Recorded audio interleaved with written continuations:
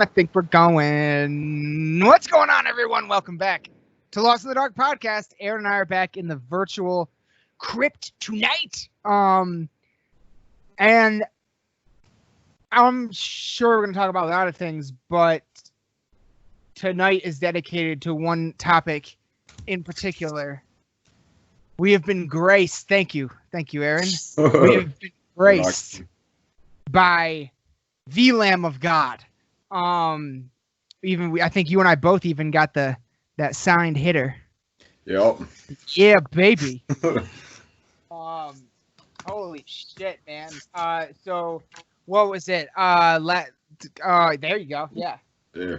Signed by everybody in the band. Let me put this back real quick. Hold on. Holy shit. So this album, Lamb of God's new album, first time they've ever released an album that is self-titled. When I'm trying to figure out exactly what day it came out on. I can't remember. All the days are a fucking blur. At this point, yeah. I think it was their 10th studio album. It was originally supposed to be released on May 8th, but then was postponed to June 19th. So we have been sitting with this now for 11 days. The night it came out, at midnight, Lamb of God began posting lyric videos for every single one of the unreleased tracks on their YouTube page. So you, me, and Preston were in our group chat just going off that night, like listening to every song, like just going crazy. And then a couple of days later, the pre-order arrived and I got to hear it in the car. Earlier today alone, I think I listened to it 3 times. Holy shit. Let's just get into it. Let's get right into it, man. So first of all, I don't know, actually. Shit, I should have looked this up. I don't know where the cover art comes from. I should have looked that up. My bad. I think it's done by the same guy that's done all the rest of them. He's got that little K3N. Where? Thing next to the left-hand side of the clock. Oh, shit, I see it. Yeah. By where, like, the top and the bottom of the clock. I didn't notice that before. He did all the rest of them? Like, all the way back to Ashes? That guy? I know he's done... Let me see. I think they've only had just one merch, or one designer. Because I know the guy that did the cover for Ashes did a lot of them, and he even did a whole bunch of, like, T-shirt designs and stuff. Like, not just album art. He did a lot of artwork for them in general. Yeah.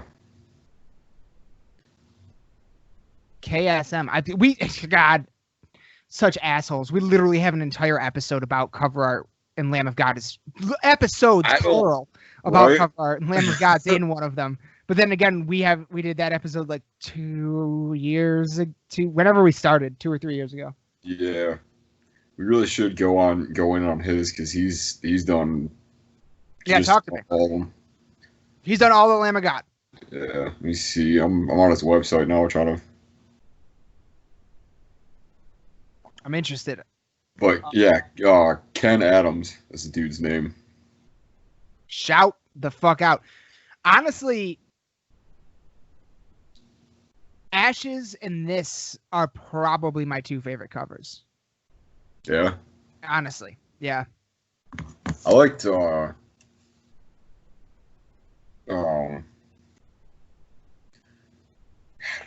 it? Fuck, I think of it.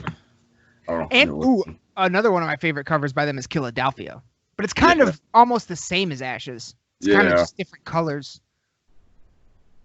I think it's not really the same, but it's kind of the same thing in the image. A bird, that warbird. Well, that's become like iconic for them. Mm-hmm. I liked the logo on Wrath. I thought that was cool, and just that whole of that. Well, that's being about the plagues and stuff. Yeah, that's kind of the thing is Wrath. Yeah, its cover was just a new logo. Yeah. And I do fucking love that logo. So yeah, that's a good point. That's up there too. Between that, yeah, I don't know. Between that and probably Sacrament and Resolution, I'd say Resolution's just cool. I like how when you open the CD case of it, it's just a big eye, just looking at what's on the cover there. It's pretty cool. Kind of crazy. Resolution. When I first saw that cover, dude, this is a lost memory that I have. You know how you got like lost memories, like you remember something, but you can't remember the whole situation surrounding the thing. Mm-hmm. There was one point in time, couldn't tell you who the fuck I was with. Couldn't even tell you where exactly the fuck we were in Lansing. We were in Lansing, I know that. But there was like this trail somewhere. And we were walking on the trail. It was paved and stuff. Honestly, it was probably the river trail. But then there was like I think there was like this weird overpass you would walk under, but the overpass wasn't for cars, you know? It was just like a weird like mini tunnel. I don't know. But there was a smaller path that shot up to the right of the trail that went up over the overpass tunnel thing. And then if you went to the top of that, there was a fence. There was a big ass fence. And there was a hole in the fence you could climb through. And that led you to a place that I, up to this point and since then, don't even think I've heard anybody talk about. But apparently a bunch of Lansing kids knew about this place and they referred to it as the Moon. Because you go under the gate and then I'm talking, dude, massive, just opening. It's huge. Like just a massive opening, and all of the ground, it literally kind of looks like the surface of the moon. It's all like white dirt, and it's like cracked. There's like cracks in it. It almost looks like the desert too. And they just called it the Moon. And I remember we like walked out a little ways into it, and then way in the distance we could see like a truck coming towards us. So we just ran. But that is the first thing that I thought of when I saw the Resolution cover. Was going there. Because that's almost exactly what it looked like, dude. Almost identical. So that is a good one. But honestly, yeah, Ashes, this one, and Wrath are probably my top three. Yeah. The other thing with Sacrament is like it's showing the shit from Communion, and when that's a pretty hard cover, man. It's hard. Don't get me wrong, it's hard, and I do love it. I love the purple, but it's at that point in time when I discovered that album, my parents were still making me go to church and shit, so I wasn't like fuck Communion. You know what I mean? Like that imagery didn't strike me that hard at that point in time just because of what was going on in my life. Get that. But Wrath did, Ashes did, and this one did as well. Yeah. Shout out to him. Now, going even deeper, if you open the CD book, you will see that in the background of all the lyrics, you're going to find photographs, just images. These were all taken by Randy Bly. For those of you that don't know and don't follow him on Instagram, Randy Bly, lead singer of Lamb of God, has taken up photography in a big bad way over the last few years, and that's what most of his Instagram is. And all of the images used in the backgrounds of here, you can see, go to his Instagram and you can actually see the original image. And not only that, a lot of these images were actually used in the lyric videos for these tracks. Like this one sticks out to me in particular. Yeah. So I think that is just the coolest goddamn thing. I really like, normally I'm of the mind of let the cover artist do the inner artwork, but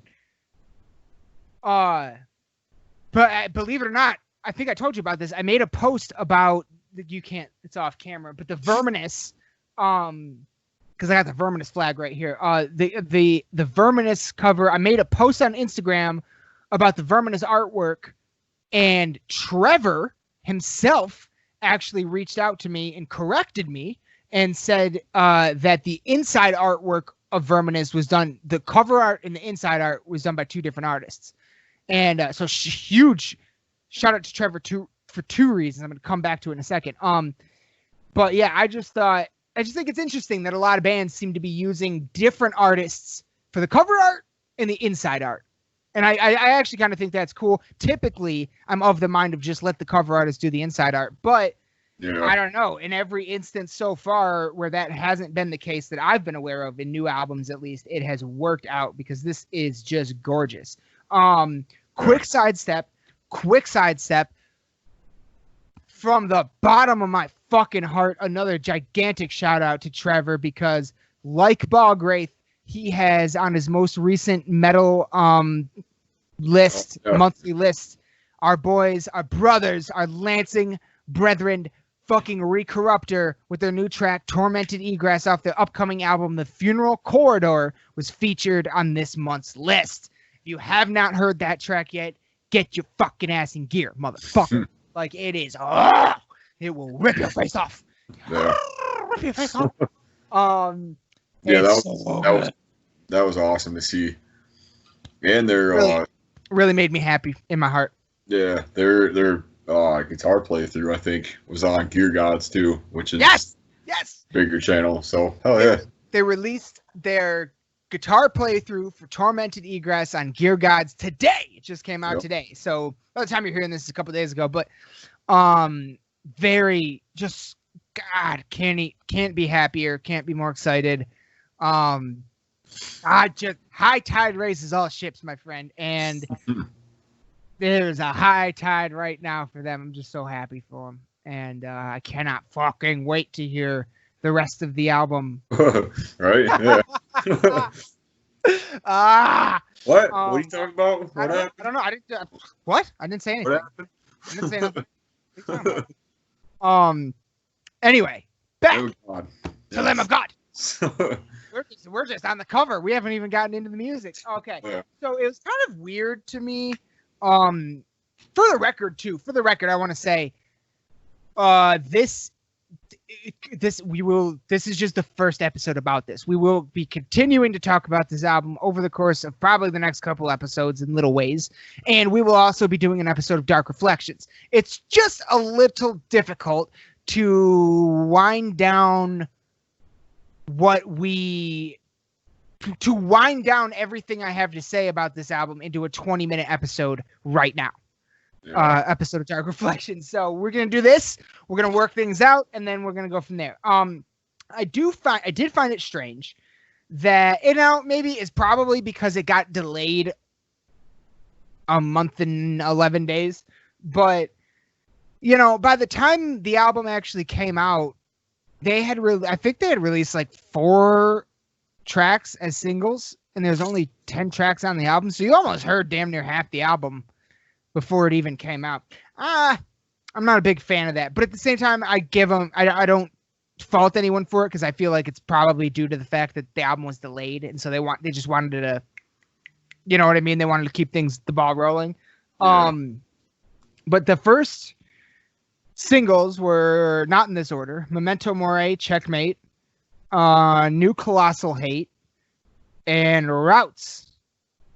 I believe those were the first 4 songs we heard before the album. Yeah. Routes featuring Chuck Billy.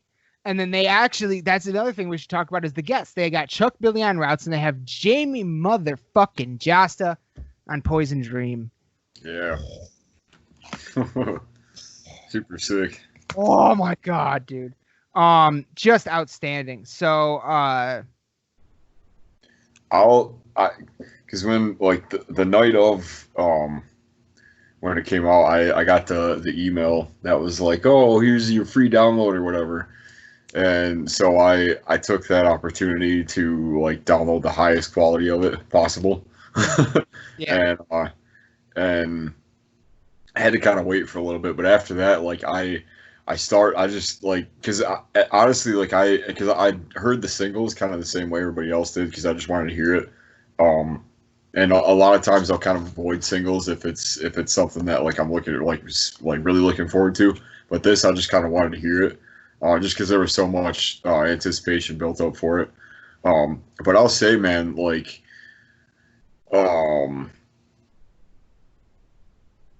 I think, and we kind of talk about it all the time, but like, the singles on this are just so much better in the context of the actual record. Yes. I think Memento Mori is between that and New Colossal Hate.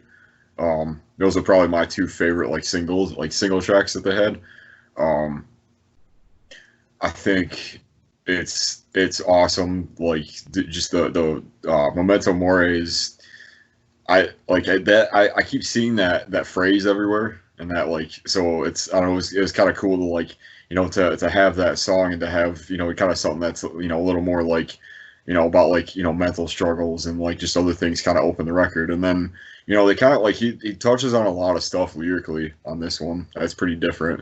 A lot of stuff about like the times and a lot of, just like current modern stuff.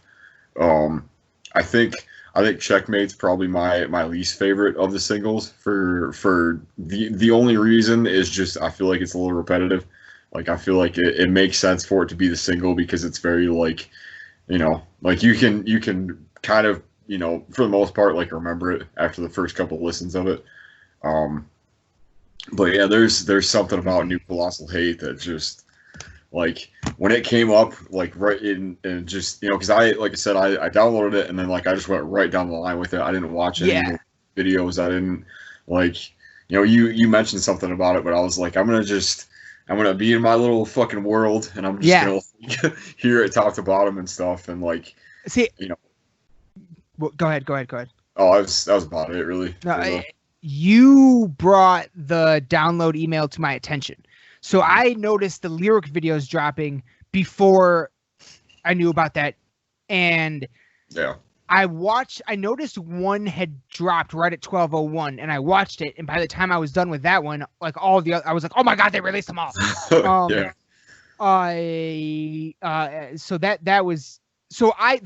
Full disclosure, the first time I heard the album, totally out of order, completely out of order. Which I was surprised about. I was like, how are you not listening to this from the jump, like from first to last? Like, well, I didn't know. I didn't know about the email. I didn't know I had that option yet. So I was just like, oh my God, I can't believe there's lyric videos, and I just started devouring them.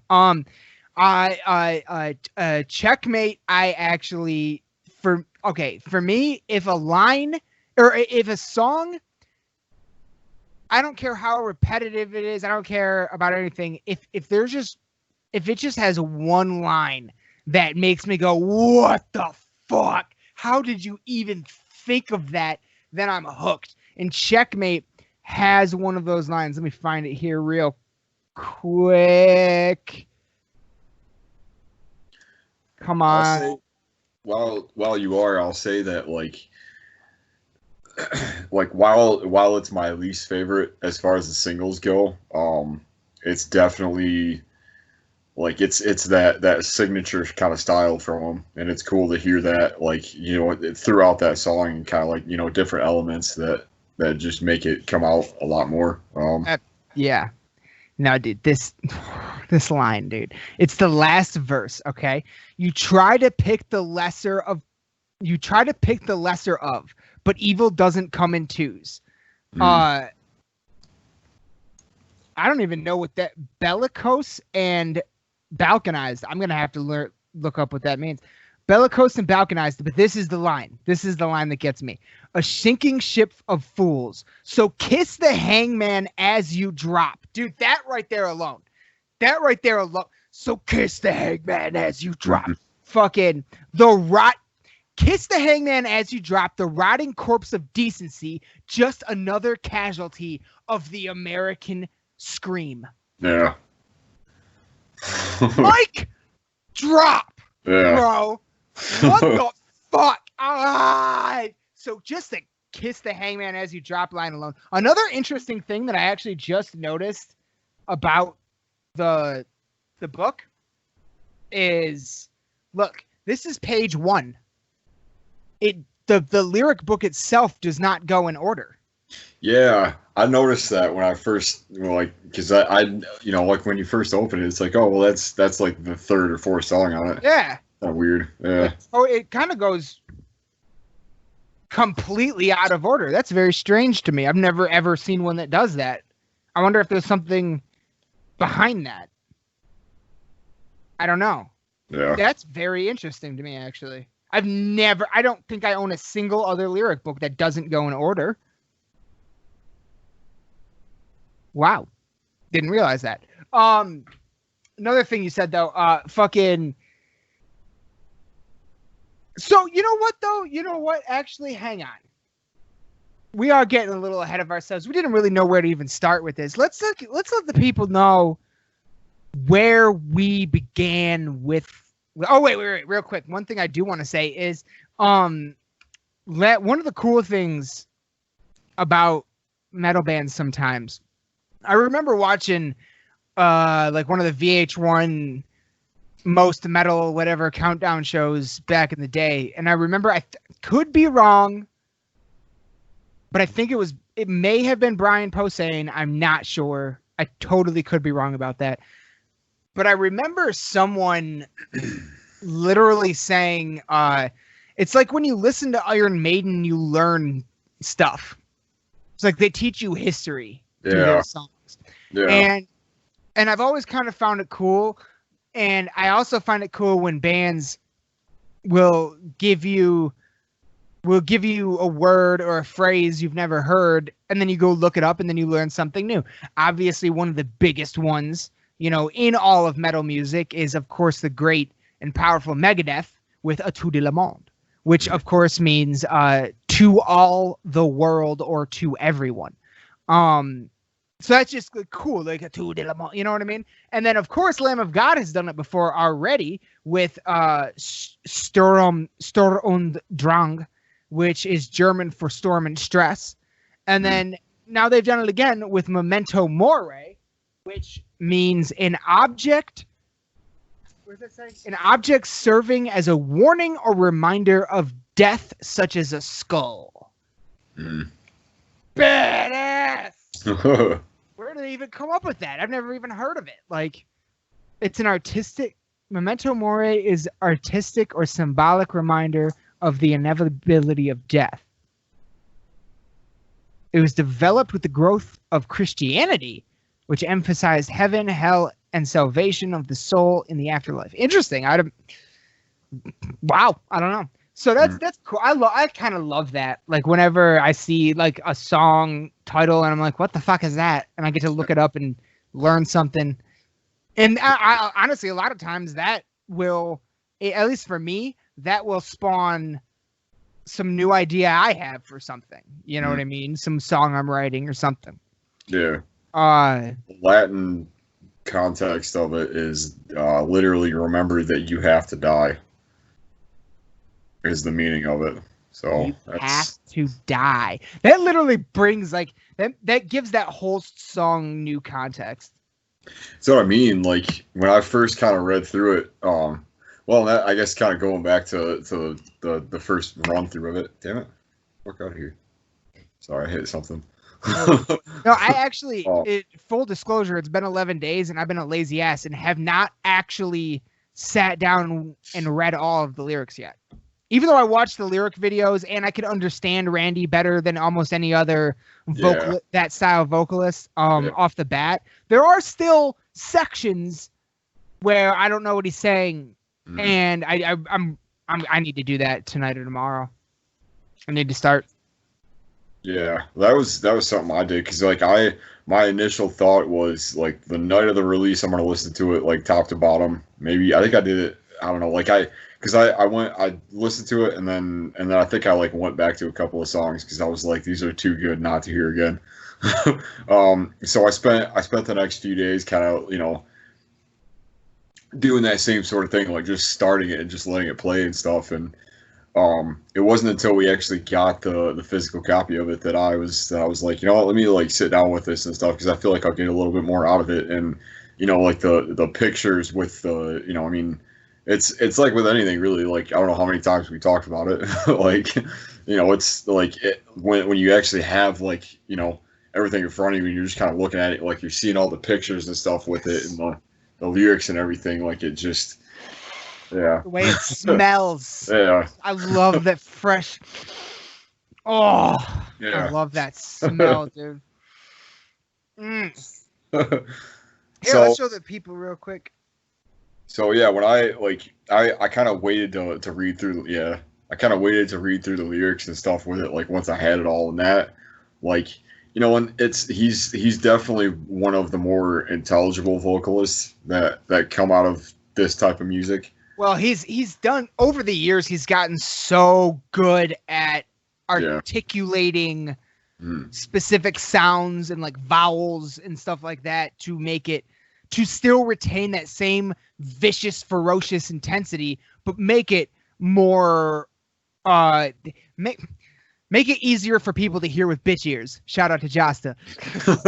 Right? Yeah. And honestly, like it could be something that like it's just a matter of like, I mean, like I don't know how long I've been listening to this band, but like it's to the point where like for one, I can pretty much instantly recognize it without any real idea of who it is, but also like his style is so defined and so unique that like I'm so used to kind of listening for his little like inflections or little speech patterns or things that he does that's like it's pretty easy to understand for the most part. Mm-hmm. And, for the record, a lot of metal vocalists have like a fake a thing that they do, kind of like Zakk Wylde when he goes wee, clearly Zakk Wylde. Yeah. And James, so an example of that, but for a vocalist, is of course the most famous one, James Hetfield's going, yeah. You know what I mean? He does that throughout all albums. You know what I mean?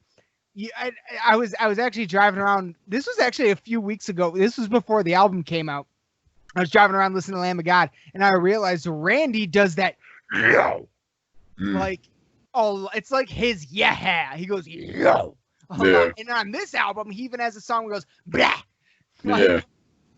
We've never heard Randy do a blah that I'm aware of. I fucking loved it.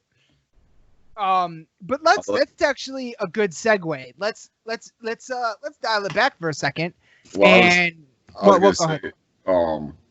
There's one part every time it comes up, it makes me laugh. It's in Reality Bath.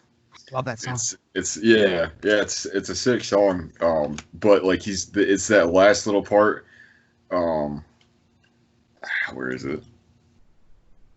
Yeah, it's hard to find when it's out of order. Right. Second to last page. Second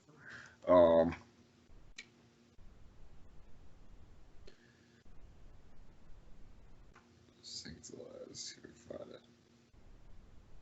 Second to last, but it's on the left side.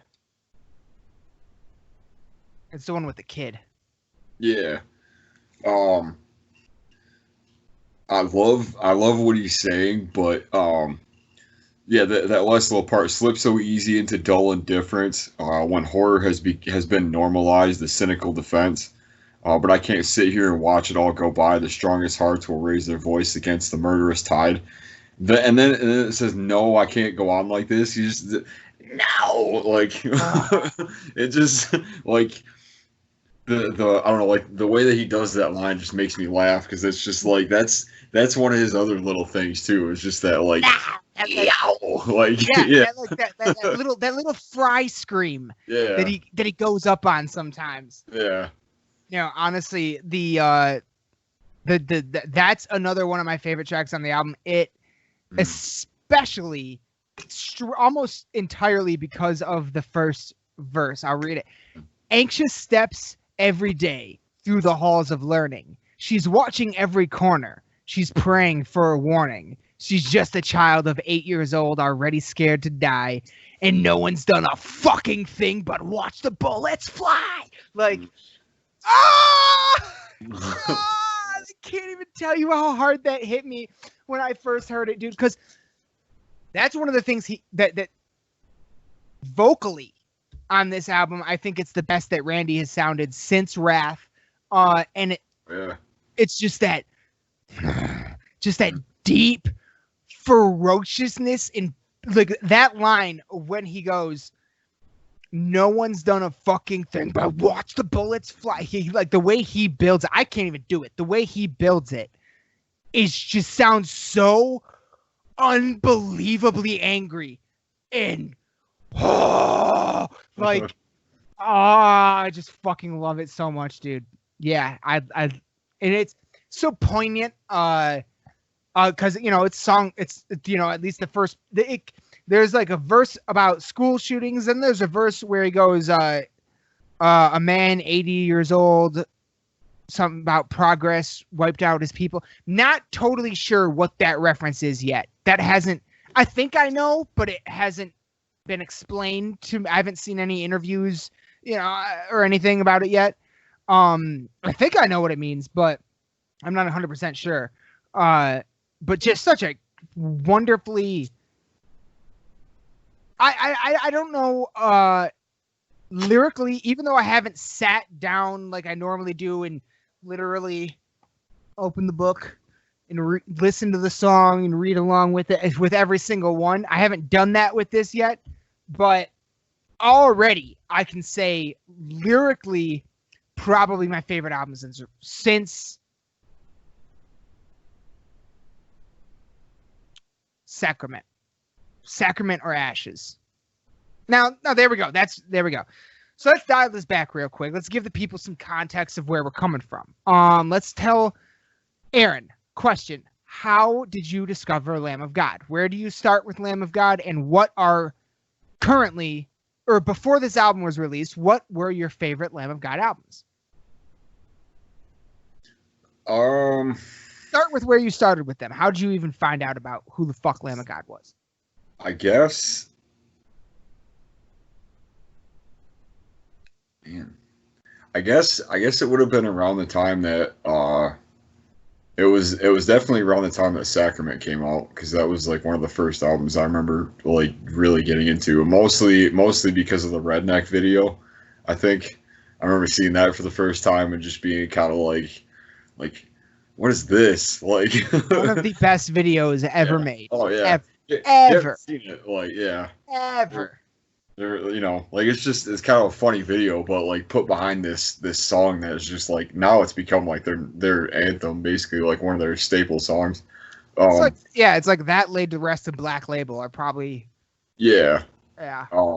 So it was that, I think it was that song, and then it was funny, and I don't know why I remember this the way I do, but I remember being, I think I was like 7th or 8th grade, and I was on the bus. And I remember like talking, like, cause like there was this like debate that was happening for some reason that like I don't know if they were like showing it to somebody that just like didn't get it or whatever, but it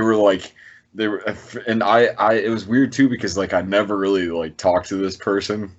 So it was just like a random occurrence that happened, but they were like, because it must have been when I was in like probably 8th grade, when I was like really into it and stuff. Like when I first started getting into heavier music, which is probably why I got into the conversation of it. But they randomly were like, they can't tell if this has lyrics to it. Like, can you listen to it and kind of like see or whatever? So I was like, all right. And that song was Redneck. And I was like, yeah, there's lyrics to it. Like, there's a chord, there's a hook. Yeah, right. This is a motherfucking invitation.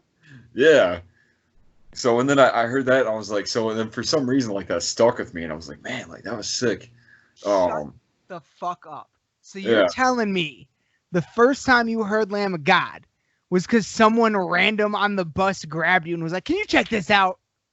Tell me if there's even lyrics. I feel like that was the first time, maybe. Honestly, yeah. That is quite a story. Holy shit!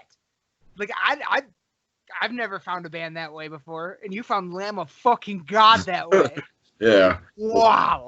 It must have been when that album first came out, because I specifically remember like seeing that cover and seeing that, like, you know, the art style and stuff, and just like it stuck. And then I remember hearing "Walk with Me in Hell" for the first time. I was like, this is something else. Like, this is, you know. And then I think I want to. I hate that I can't like pinpoint exactly when this was. It was, I know for certain it was around the time when I was first getting into like Slipknot and like, you know, the bigger metal bands of the era, I guess, or of that kind of year. First decade of the 2000s. Yeah. Yeah. So to answer your other question, I guess by default, I've always loved Sacrament. I think that's one of their best, like just like sonically, lyrically, like just sound wise. There's so much stuff that happens on that record that is just like, it's top to bottom. It's perfect. Like, it's, you know, I could listen to it, you know, back and forth, and it still stands out to me. Beyond that, I think probably I've really grown to appreciate God, I had it right here. Let me see. Oh yeah, As the Palaces Burn. Oh. Especially when they remastered it. I was gonna say specifically when that happened, because like I had always really liked those songs. And especially after like the anniversary of it, and hearing about like the clusterfuck that was the recording process of it. Yeah.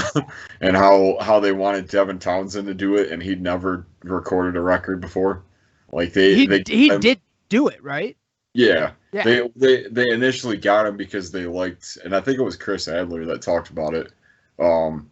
He was like, I really liked the production on one of their albums, and was saying that he wanted to, but I guess Devin only did like the mastering of it, so he didn't really do any of like the production side of it and stuff.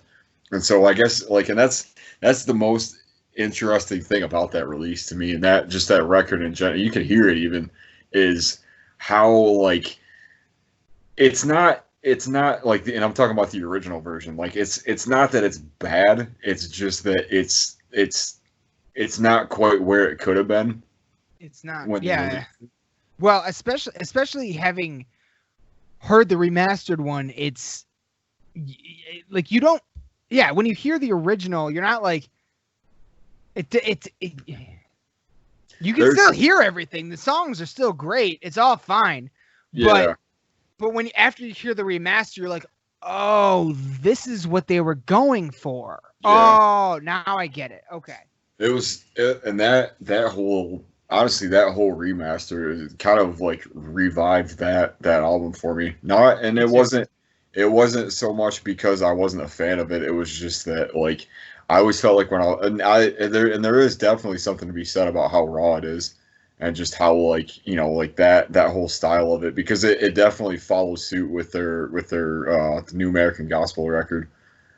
Even though that was like between those two albums, they don't even sound like the same band. Like it's insane to me that band now released, you know, one of their best just a few days ago. But yeah, I mean, kind of going back to Palaces, just some other, like, I mean, from Ruin to Vigil, like some of their like best songs, I think, honestly. Absolutely. Every single time they play Ruin, it's like a first time, man. Like that's one of my favorite songs of theirs. Yeah. And Vigil too. I just like that, just how it comes in, just that, like, you know, just I don't know, just that whole album. Isn't Black Label on that album?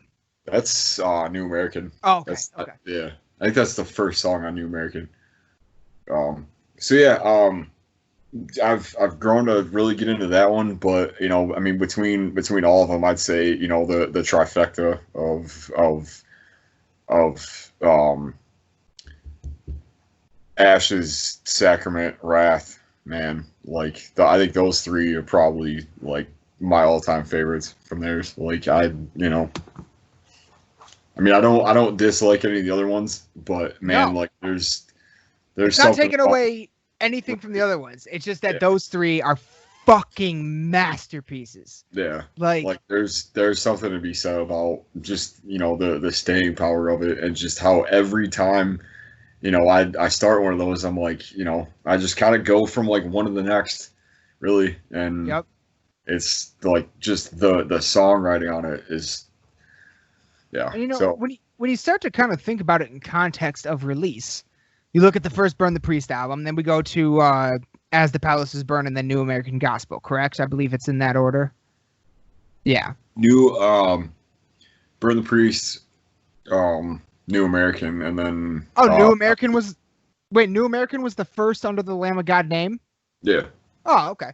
Yeah. So we go New American, Burn the Priest. Those three right there are like a thing. And then Ashes, Sacrament, and Wrath are like a thing. And then Resolution and Sturm Drang together, they're like a thing. And now it feels like we're in a next phase. You know what I mean? Yeah. But Yeah. I don't know. I just thought of that. But well, I think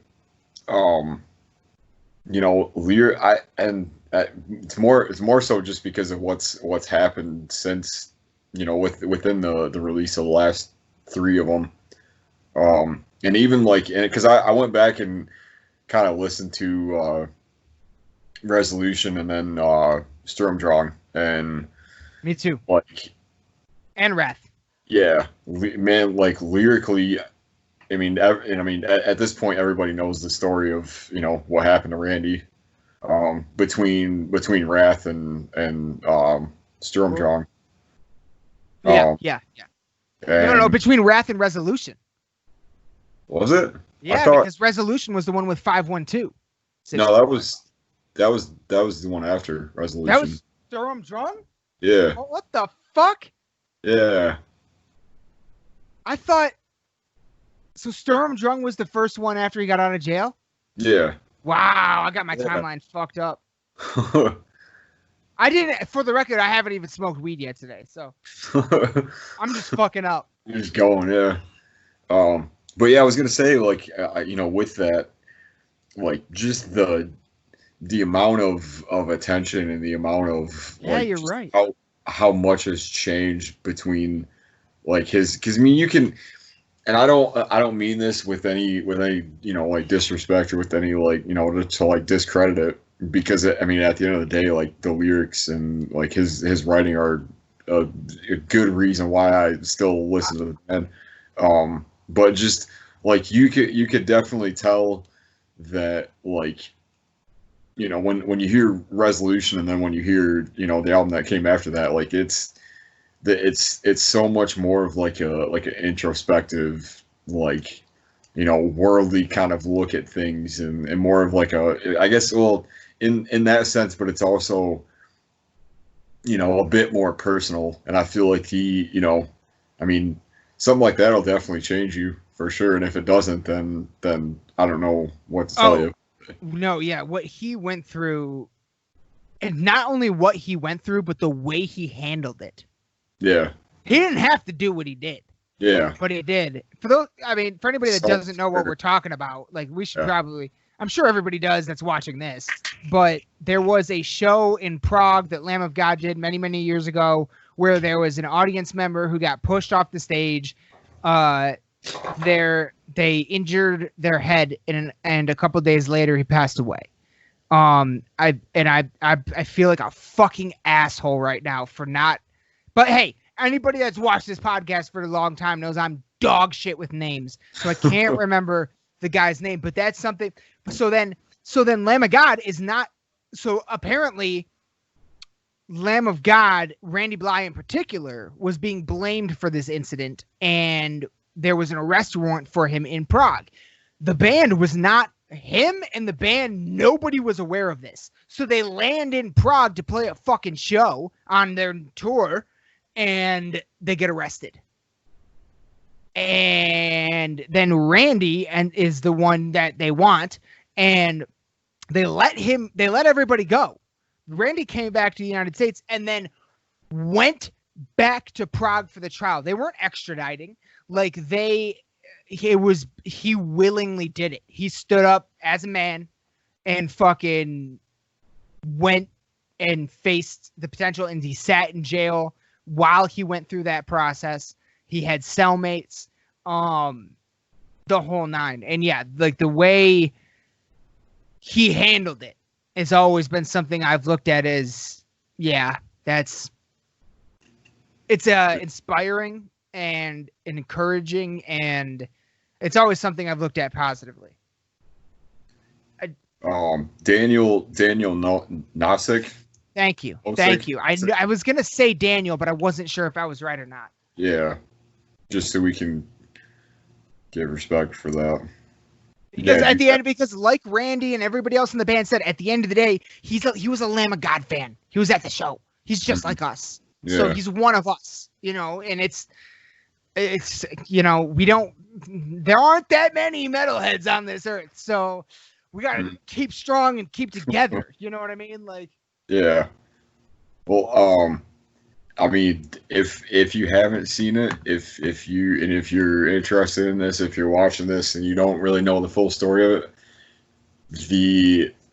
they put out a documentary about it that kind of turned into documenting, because initially it was going to be a fan film, which I feel like a lot of the bonus stuff talked about, but the documentary, As the Palaces Burn, like shows from the time when they were on the plane to the actual court hearing and when he gets out and everything, and like it's, man, like, and you know, the fact that he represented himself on this trial, and he went to, you know, and like he represented himself in a place where English isn't even the first language. Yeah. And he was, and you know, I guess not to stray too far away from the record, but I feel like it's important to talk about. It's crazy because he said something that I feel like a lot, like I tend to forget about, and I feel like kind of gets like swept under the rug a little bit sometimes, is like how in a case like that, in a situation where like you go to shows to display, you know, from the outside what could look like a very chaotic, a very violent state of things and stuff, and to have to explain what moshing is. And I think that's what stuck out to me the most about it, is when he was, you know, when he was talking about having to represent himself and having to explain to people that, for one, are outside of you know, the community and the, you know, and the fan base of metal, you know, having to explain what moshing is and what you know, stage diving is to somebody that, for one, doesn't get it, but for two, doesn't even really like comprehend the same like language and the same things that you do. Like I wouldn't be able to do that. Are you kidding? Yeah, like, it's a fucking great. It's that I forget about that part of the documentary, but now that you bring it up, that's such a great part. And yeah, he had to, like, I mean, hey, like, you know, if you're listening to this and you're a metalhead and your parents are normies, like, have you ever tried to explain it to them? And they at least speak the same language as you. Yeah. You know, like, it's people that don't get it. They just don't. And yeah, man. Yeah, that was a very powerful part of that documentary. For me. Yeah. Oh, yeah, definitely. I honestly, I haven't. I mean, I bought that the physical copy of it when it first came out, but it's probably, and for a variety of reasons, but it's probably the one that I've watched the least, just because, like, it's a hard thing to watch. Like, it's more heavy. Yeah. It's not just your typical, like you it starts off as your typical, band on tour documentary. Yeah. And then this thing happens that's just, what the fuck? Like, yeah, and I remember all of that, man. I remember when it was happening, and What? It shook the world, man. Like yeah, it was. it shook the whole metal world came together. And then when he finally all the charges, he goes to court, he stands responsible as a man, and fucking ends up getting acquitted. He's cleared of all charges. And they, keep in mind too, their court system, nothing like ours. Nothing like ours. So he had to learn a whole new legal system in a different language and all that, and still did it and got cleared. And the homecoming, the first show, fucking not fest. Yep. Like, yeah. Can you imagine? That would have been spiritual. Like that would have been fucking crazy. And I don't know. You said earlier, you talked about his lyrics, and I just tried to look it up. Yeah. And I can't find on Wikipedia, at least it just says all songs were written by everybody. But I, for some reason, thought the first few records, Randy didn't write lyrics. I thought it was Mark. I feel like that's true. I was a pretty big fan of the documentaries that they were putting out. I have all of them on physical copy. Yeah, I love the Sacrament one. Just because it's such a raw as fuck. Yeah, really is. Just because it talks about like the whole like what just the energy that went into that, and just seeing like how he recorded his vocals, and just like how the whole writing process came about was wild. But yeah, what I was gonna say was that like from between Resolution and then this new one, there's so much more of a personal like touch to the topics, and just the like he's definitely written more about just being an activist and being just like about specific issues rather than just like fuck you kind of mentality, Yes. So which is definitely still in this, in the new album a lot, but it's done in a way that it's with intention, where I feel like the first couple of albums were just angry about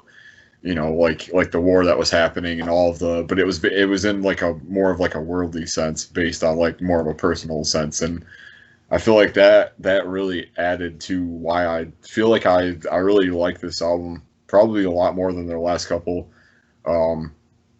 just because I mean, there was a lot of time between that one and this one. Yeah, they've been taking like 5-year breaks in between. Not breaks because they tour relentlessly, but yeah.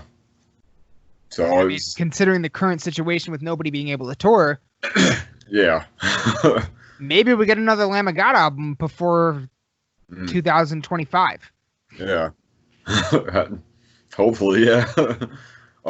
But there was also that, and I was just thinking about it. They put out that the Duke EP, which was a song specifically for that, like for what?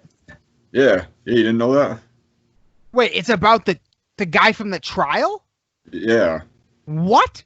No, I did not. I thought it was a different fan that passed away. I didn't. You're telling me it's about the guy that died at that show? Well, let me stop real quick because I know they released it was a single, and it was about a fan that had passed away, but I'm a super fan, but I'm not. And the guy's story just really inspired Randy to write that song, I believe, the whole band. And oh no, yeah, I'm sorry. Yeah, it was a different. Yeah, it was a different guy. Yeah, it was a super fan who his story just really inspired them. They also since they released that other Burn the Priest covers album, Legion XVI or something like that. Yeah. Which was a genuine covers album, and by that I mean it doesn't even really sound like Lamb of God. Yeah, it's pretty. Like I didn't listen to it too much. I really should go back to it. I listened to it top to bottom at least once. Yeah. let me see. Just kind of going back to the EP. It was about something different. I don't know why I thought it connected the two. I mean, I guess it makes sense, but because it probably came out around the same time. Yeah, exactly. He says the Duke was inspired by the plight of a Lamb of God fan. A little while ago, I became friends with a fan named Wayne Ford. He was terminal with leukemia. I talked to him often. Every video chatted him into the studio. Bly explained he was very calm about his impending death, and we discussed it very openly. I learned a lot from him. This song is for him. So the two songs that are on that EP, and I think Still Echoes is on there, like a live version of it. Yeah.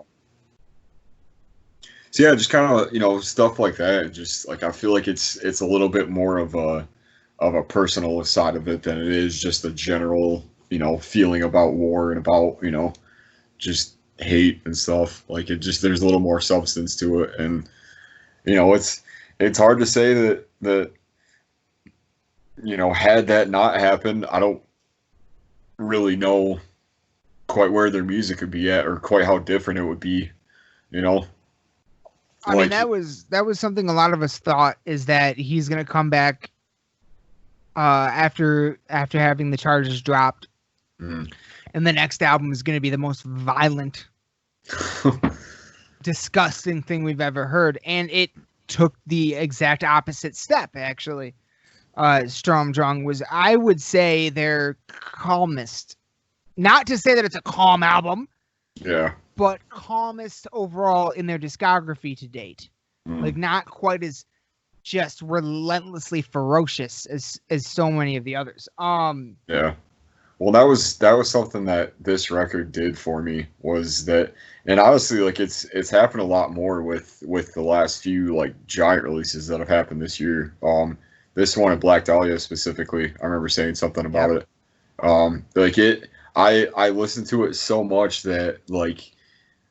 And I guess like within the day, like I just kind of started it and then just kind of let it run for however long. And then eventually I was like, it led me to going back to the last album and like having like knowing like where this one kind of left off with all of that, but like how like taking into consideration like the trial and everything else that happened, like it's like the first time that he really went like super personal with it, but it was also that was the album I kind of had I had a little bit of trouble with when it first came out, honestly. Same. There was more cleans on that. Yeah. And I was like, what the fuck are you guys doing? Yeah. I don't like that. But it was, and even so, like after listening to it, just in the context of the newest one, I think it definitely stands up with this one, mostly because it almost feels like a departure, and this album feels like a new sort of like a new version of the band in a way, mostly because of, obviously everybody knows about the whole Chris Adler thing. I don't know how much that played into this album. I don't think it did very much. First lineup change ever. Yeah, and he was since 2000 at least. Yeah.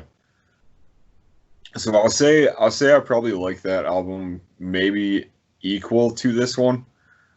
Which one? Stromdrung? Yeah. I think I like this one a little bit more just because I don't feel like. I don't know. I like them both for different reasons, I guess. We're kind of splitting hairs here, but that's fair. That's fair. Well, here, let me step back for a minute. My introduction. Yeah, my introduction, and I will agree with you on up to this record's release, my favorite 3 albums were Ashes, Sacrament, and Wrath. Absolutely. That's the holy trinity as far as I'm concerned. Perfect albums. Pretty much perfect albums, top to bottom. Just I will never forget the first time I heard Contractor. I shit my fucking pants. Like, yeah, it was the hardest thing I'd ever fucking heard. That fucking that breakdown still gets me to this day. Where he goes, "Fucking murder!" Yeah. Like, oh, shut the fuck up! Like that. Do not be around me. Do not be around me when they play. I will fuck this world up. God, I love that. To me, it was that fucking, like, you hear the feedback of it in the middle of the song and it just comes in with that bass line that just, like, grooves it out. Yeah. It's like, absolutely. Yes. But my introduction to them, now I could be wrong about the track. I believe the track was Laid to Rest. I could be wrong. It might have been Walk With Me in Hell. I can't remember for sure. I'll have to ask Preston. But it was Preston that brought them to me. We were driving. I remember it was in his 1993 red Firebird when he had it. It was his first car. We were driving on Richfield Road in Davison, Michigan. And we were coming up to the intersection of Davison, of Richfield and M15. And I believe it was Laid to Rest that was playing. Now, by this time, we were fans of a band called 3 Inches of Blood. Mm-hmm. And 3 Inches of Blood had, for anyone that doesn't know, they had 2 lead singers. One of them was like a higher pitch, like Painkiller, like a fucking Judas Priest almost high pitched screamer singer, and they also had a fucking like a kind of fucking death singer. So I was like, and honestly, 3 Inches were one of the first bands with that. Because I was already a huge fucking fan of Priest, especially Painkiller. Leather Rebel! Like, you fuck you. Yeah. Oh my God. Leather, one shot at glory. Like, oh, in the crossfire, overhead. I can't, oh my, I'm going to listen to that tonight. I fucking love that album so fucking much. Painkillers is my shit. So I found this band 3 Inches of Blood where it was like a Painkiller style singer, but with someone that would and I was already kind of getting into Cannibal Corpse a little bit, so I liked the lows. But I wasn't I was still mostly into clean style singing from especially early thrash metal, 80s, Iron Maiden, Judas Priest, Metallica, Megadeth, Slayer, fucking all them. That's where, Pantera was kind of like the real harshest thing that I was really that into. And then Preston and I found 3 Inches of Blood, and we really dug them. And so I was like, I knew that bands that sounded like that, at least some of them would have 2 lead singers. So literally, I remember sitting in his fucking Firebird at a stoplight. The song ended or was playing. I don't remember, but I turned to him and I went, literally, the words that came out of my mouth were, "Who are their lead singers?" Plural. Yeah. Like, I didn't, because when I first heard Randy's voice, I didn't think that sound could come out of one human being. Because the first time you hear it, it's different than after you've been listening to him for 12 years and a new album comes out. The first time you hear him is completely different. The first time I heard him, it was unlike anything I'd ever heard in my life. And I didn't understand how that it sounded like 2 voices to me. Mm-hmm. Like at that point in time, it literally sounded like 2 people were, it has to be 2 people. That sound can't come out of one person. That's too much. What is that? I've never heard anything like it up to that point. And I was fucking hooked. Like, and that was in between, Ashes was a couple years old, but Sacrament hadn't come out yet. So it was in between there.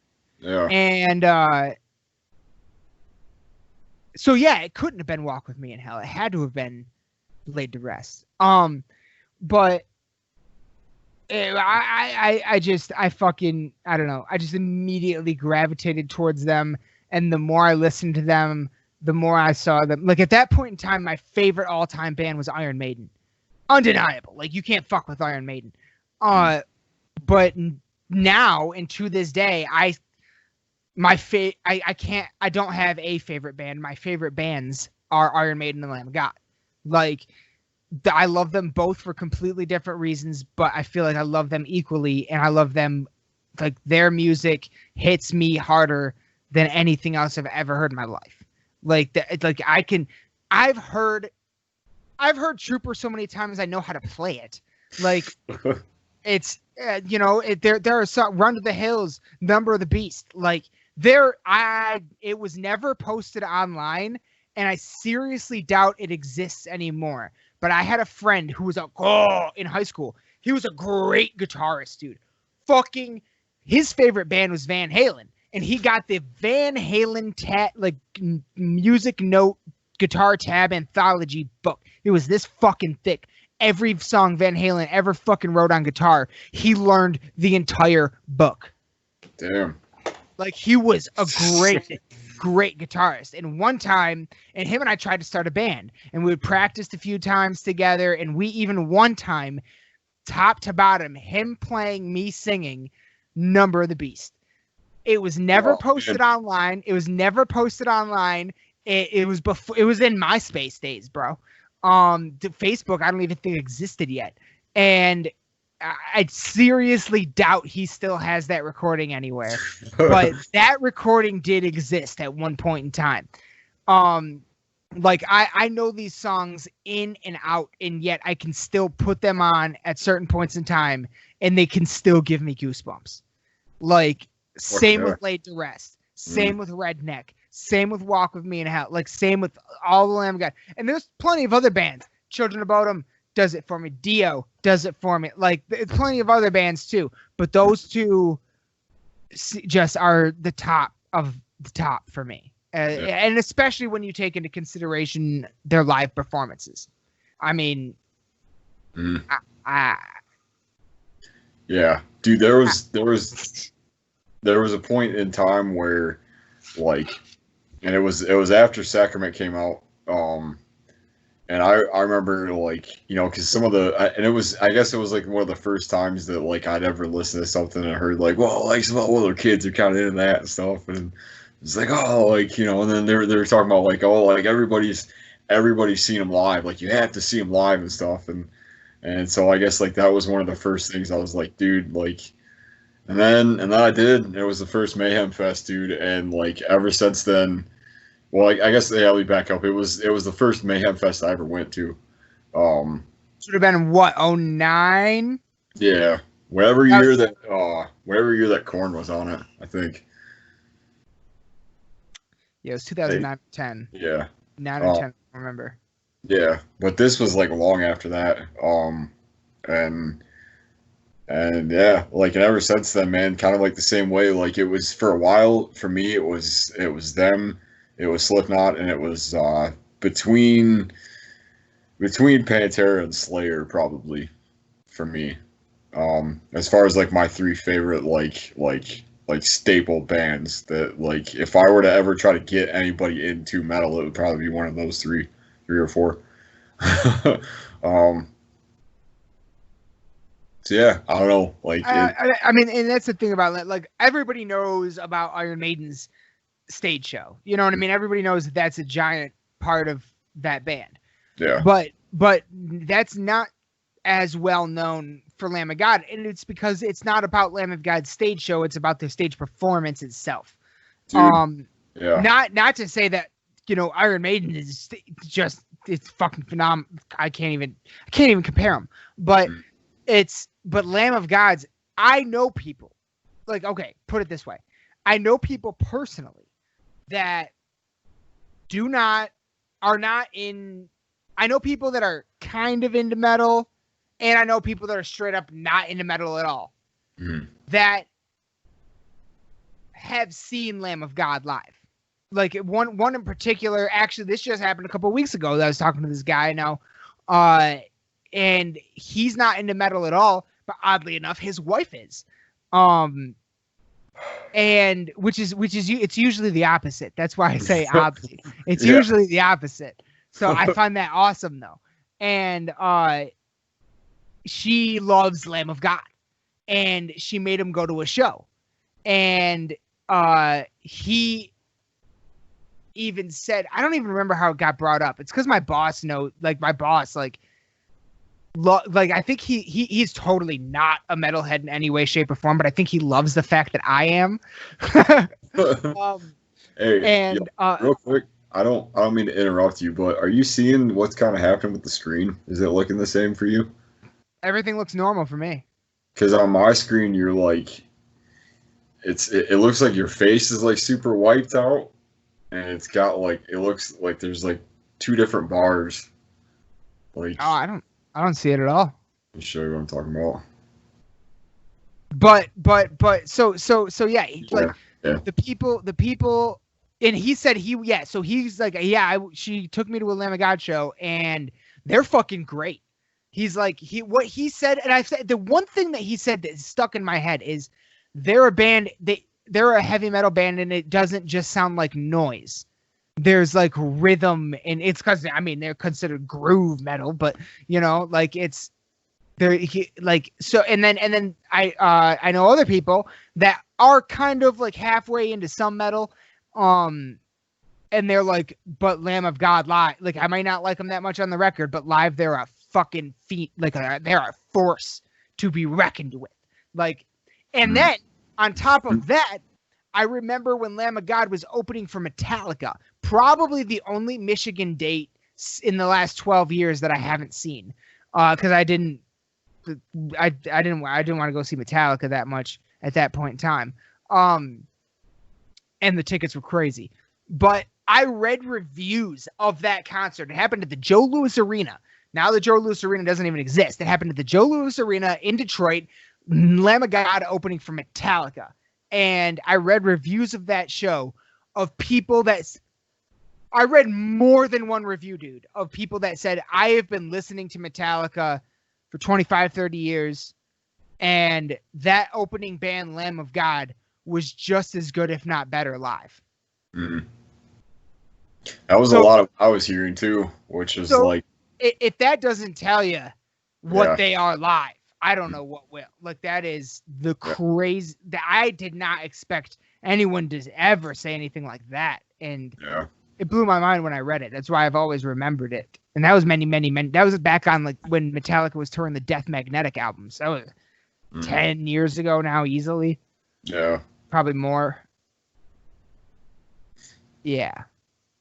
That was what was so cool about that full-length documentary that they put out, was that it kind of like chronicled a lot of their like bigger touring stuff, and the first thing that they talk about was them touring with Slayer, and how they were like we went into it touring with them and stuff, but it's like we're not gonna just like just bow our heads because we're opening for Slayer. Like we're and eventually, like by the end of the show, it was our crowd and stuff, and so that was kind of one of the things that stuck with me, and also just kind of hearing about kind of that same thing, like everybody was kind of saying like, oh, like you gotta see him live, or you gotta, like, it was crazy and stuff, and like that was one of the first things I was like, it's like I have to see this band. Now that I think about it, I believe the first time that I saw them. Did you see that? Did you see that? Yeah, I saw that picture. And you know what? I'm not too worried about it. Yeah. Are you still seeing it? Yeah, like I just noticed it. Weird. Yeah, I don't see anything like that at all on mine. Not for you on your screen or my screen. I don't see it. So hopefully it doesn't show up in post, but we'll see. Yeah. Not a big deal though. Yeah, I just wanted to bring it up. Real, thank you. I appreciate it. Yeah. Good call. Because if it was something else, I might be worried. But I believe the first time I saw them was 2007 Ozfest. I think that would have been the first. And it was funny is I remember the first few times I saw them thinking like they at all the venues that I went to and saw them, at least, Randy's mic was never really loud enough. Like there were certain parts where he was getting drowned out, and I was always like, you need to turn up his mic. But then then the last few times I saw, the last bunch of times I saw him, it's been perfect and it's unbelievable. Like when we saw him open for Slayer, when we saw him at the 21 Monroe Live on Grand Rapids, that was a great show. Oh my God. Yeah, still one of the best. Yeah. Yeah, because the sound in that place is so incredible. Like, because it's the only venue where you walk into the main area, the stage area, and you can hear the difference. Like you can hear that this room is it gets muffled. All the sound is muffled. Yeah. And you can hear that it's the fucking design, and it's new. It's new. It's a new venue. It was recently created, so like it's that fresh, just fucking. That you get when you like walk into a recording booth or something that's properly like soundproofed and stuff. Yeah. Give me just 1 second. I'll be right back. Yeah, for sure. No worries. We'll get back. Oh, Jesus Christ. We'll get back into the album here. So yeah. Like for me, it was my cousin Preston, co-creator of the show. He introduced me to Lamb of God. Couldn't tell you how he discovered them, but then it was just off to the races from there. Like I pretty much always looked at them as like today's Metallica, because not in terms of sound, of course, but just in terms of notoriety, because they were like the first, like growling, screaming vocal band that really got that big. The first band that had no clean vocals at all, that were able to kind of reach the heights that they were in, that opening for Metallica, opening for Slayer. You know what I mean? Opening for literally the biggest bands in all of metal. You know what I mean? They've played with everybody at this point, and that was always kind of my. So I kind of went into all that just to kind of give everybody a frame of reference of where we come from personally as fans when we talk about this new album. And I think he's coming back. And I don't know. For me, at least, I personally, as an individual, I'm a ride or die fan. If I'm into a band, I'm into them. I want to be into them through the span of their career. You know what I mean? Even if they release something that I don't care for as much as the last one or whatever, I'm not gonna fucking shit on it. I'm still gonna find shit I like. I'm still gonna hear the growth, the evolution as musicians and songwriters. That's what I'm in for. That's what I want to hear. Like even if I don't particularly like it or connect to it, if it doesn't hit me as much as maybe some previous stuff did, I'm still in no matter what, because I'm also interested in the overall arc and evolution of the band as a whole. So, and anybody else, like Aaron, I know you're like that too, and I know anybody else that's like that, that are just in it to be in it. That happens. You get into a band, you get your first few albums. Those are always going to be the most sentimentally connected to you. Those are always going to be your favorites, probably. And then they're going to release a few that you don't particularly care for. You think they might get a little weird. Maybe they get a little experimental. Everybody has those phases. But then when one of those bands releases a couple things that you don't care for necessarily as much as not the older stuff, but just the previous stuff, and then they come back and release something that's, in your opinion, on the same fucking level. To me, this album stands shoulder to shoulder with fucking Sacrament, Ashes of the Wake, and Wrath. Just like the new Slipknot album stands shoulder to shoulder with Volume 3, just like the new Dahlia album stands shoulder to shoulder with Nocturnal. Like, it's such... We are so lucky. Like, what is in the water? What is in the water? Because these motherfuckers are dropping bangers on us, dude. Like, what is in the water? Why is everybody just going like, you know what? Let's just fuck these motherfuckers up. Like, let's put out some of the best stuff we've ever written or have written in the last like 3 records. So by that equivalent, it would be the last 10 years. You know what I mean? Like, yeah. And not to take away from anything that happened in between. Even though when it first came out, I was not a fan. I'm now a gigantic fan of the song Psychosocial. Fucking love that track after seeing it live. Yeah. King Me, in my opinion, is in the top 5 tracks Lamb of God has ever done, period. And it's on Resolution. You know what I mean? So there's no question that great things were still happening. But for something to be released 10 years later, 10 to 20 years later, after the albums that came out where you're socially, sentimentally connected to, and for it to after 11 days already be on that same level, in your opinion, and it's brand new, like, that's like, what more could you possibly want?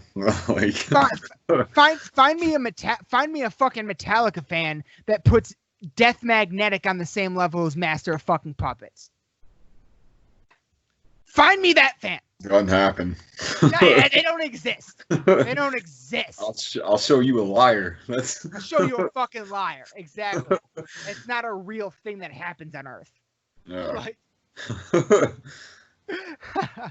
like, you know, and as much as I dig the album, find me an Iron Maiden fan that likes Book of Souls just as much or more than Number of the Beast or Seventh Son of a Seventh Son, or, you know what I mean, or Peace of Mind. Like, I do kind of want to step back a second, because we were talking about how we got into them and stuff, and there was another part that and it really kind of started a lot of it for me. Because I was in a band in high school, and it was one of my friends that I was in it with. He played guitar, and really, like, honestly, he kind of like. He was kind of like, because when I remember like going over to his place for, I think he was having like some kind of like birthday party or something when I was like 13 or 14 maybe. And this was before I was even like, you know, really kind of like into music and stuff. And I remember kind of going over there and like, you know, listening to like Pantera and like System of a Down for the first time and stuff, and being like, this is fucking cool. Yeah, those are two of my first. Yeah, System was one of them. That used to be my lawn mowing music, bro. Yeah, man. The first album. So yeah. You know, we eventually ended up I was over at his place when I first heard Contractor for the first time. We were both like, I remember like having Nocturnal and bringing it by, and because like this was around the time where, like, you know, like if you had like friends that were into it and stuff, and like you bought albums, and like, you know, this is around the time where, like, you know, the iPod was a big thing. And so I always used to, like, you know, whenever we'd hang out, we'd go and be like, hey, you know, like, I got like 4 or 5 new like albums or whatever and stuff, and like, so like we'd go over and like, you know, say, oh, I put it on my computer so I can, you know, that's how I got Volume 3 for the first time. Like, that's how I got you know, I was into like Devil Driver and like, you know, all these, like, that's how I got into Bodum. That's, you know, just like all these bands, because like I think his brother at the time had a hard drive that had a bunch of this stuff on it, and like, so I was just like a sponge for it, man. I was like like this is it. Like, just give me all this stuff, and then just kind of So I guess kind of cool. going back to it, yeah, man. Like it's kind of one of those like, and I don't really think about it too much, but like it was one of those where like if that hadn't happened, like I don't know if I would have been into like I remember specifically it was like the opening to Cowboys from Hell, hearing that, and then there was another time because like in obviously like being in a band and stuff and like being in high school together, like we still talk and everything, kind of hang out, maybe not as much as we used to, but like you'd have like parties and stuff, and like we'd be like downstairs in the basement like headbanging to like Slipknot and stuff. Like there's a video of it somewhere, like of both us like just fucking going, man. Like I need to see that video. I'll have to see if he still has it, man. Get me that video. Yo, who the fuck? We need to get this guy and his brother on the podcast. I feel like I'll be friends with both of them. Like, holy shit. Like, he just had a hard drive with Lamb of God, Bodum, and Devil Driver, and that's how you found that shit? Yeah. That's like, my holy trinity. Like, that's my big three. But, so yeah, that was, it was, around the time, and like, after that point, like, we started a band and stuff, and he actually worked at the Loft for a little while. I'm sure you met him before. Yeah, I have. I probably did if he worked at the Loft. I knew a lot of people that worked. I met a lot of people that worked there. Yeah.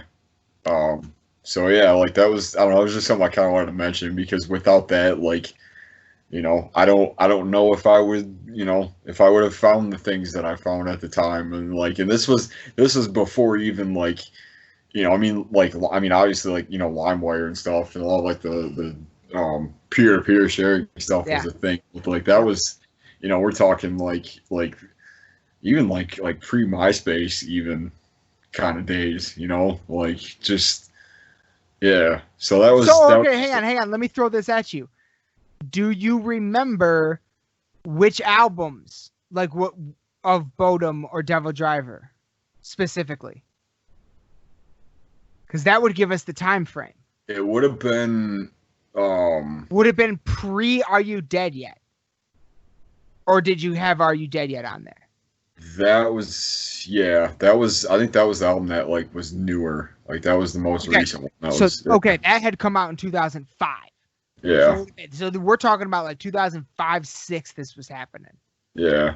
Oh. Oh, there's so much good shit. Yeah, and then even bringing over Nocturnal when I first got it and being like, dude, like, yeah, this shit, like this, and just being like, just genuinely excited to like share it and stuff. And it was just kind of a cool, and then, but I say that to say this, when we did eventually start the band, Downward Affliction, fucking, we went through like 5 or 6 different band names before we landed on that one. But in any case, like our first show that we played was at Uli's House of Rock.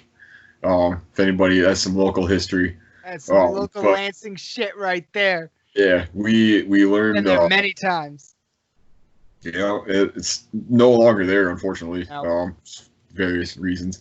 But yeah, our first show there, like our single and only cover was Omerta, and we played it in like drop C, I think. So it was insanely flat. But tell me somebody has video of that. Yeah. Yeah. I haven't shown you this? No, dude. Yeah. I'll have to find it. God, please. I'm sure we've talked about it. Oh my God. I don't know if I knew that. I knew about Downward Affliction. I knew you had played at Uli's. I didn't know if you played Omerta though. Yeah. I don't think I knew that. Yep. That was our only cover. Yeah, that was the only one we ever did. I want to see that. It's so fucking bad. Oh my. So yeah, just as kind of a mini side note, like that was kind of, and to be honest with you, I don't know, like between like the school thing that I told you about, like the first thing, and like this, I don't know where they fall, honestly. Like they're probably close. like as far as like when that happened, but I like within the same year maybe, but Real. So yeah, that's it's definitely, you know, one of the more, and like, and that was like, I don't know. We're talking about the record, I guess, so I don't really want to go like too far into like. No, honestly, but, like, I don't even. I love all this, so don't feel like just keep going down rabbit holes, because honestly, like, this gives people what I want to document right now essentially is our personal context coming into this album. You know what I mean? Yeah. And why this band is important to us, where they fall on our, you know, just overall history, and you know, for people that have been watching, that are fans of Lost in the Dark podcast, you know, like, if you saw or ever heard us talking about, you know, the new Slipknot album, the new Black Dahlia Murder album, I feel like it's safe to say, I mean, at least for me, I'm speaking just for myself here, I feel the same way about this album as I did them, if not more so, because you know, as much as I love Dahlia and Slipknot, I love Lamb of God a little more.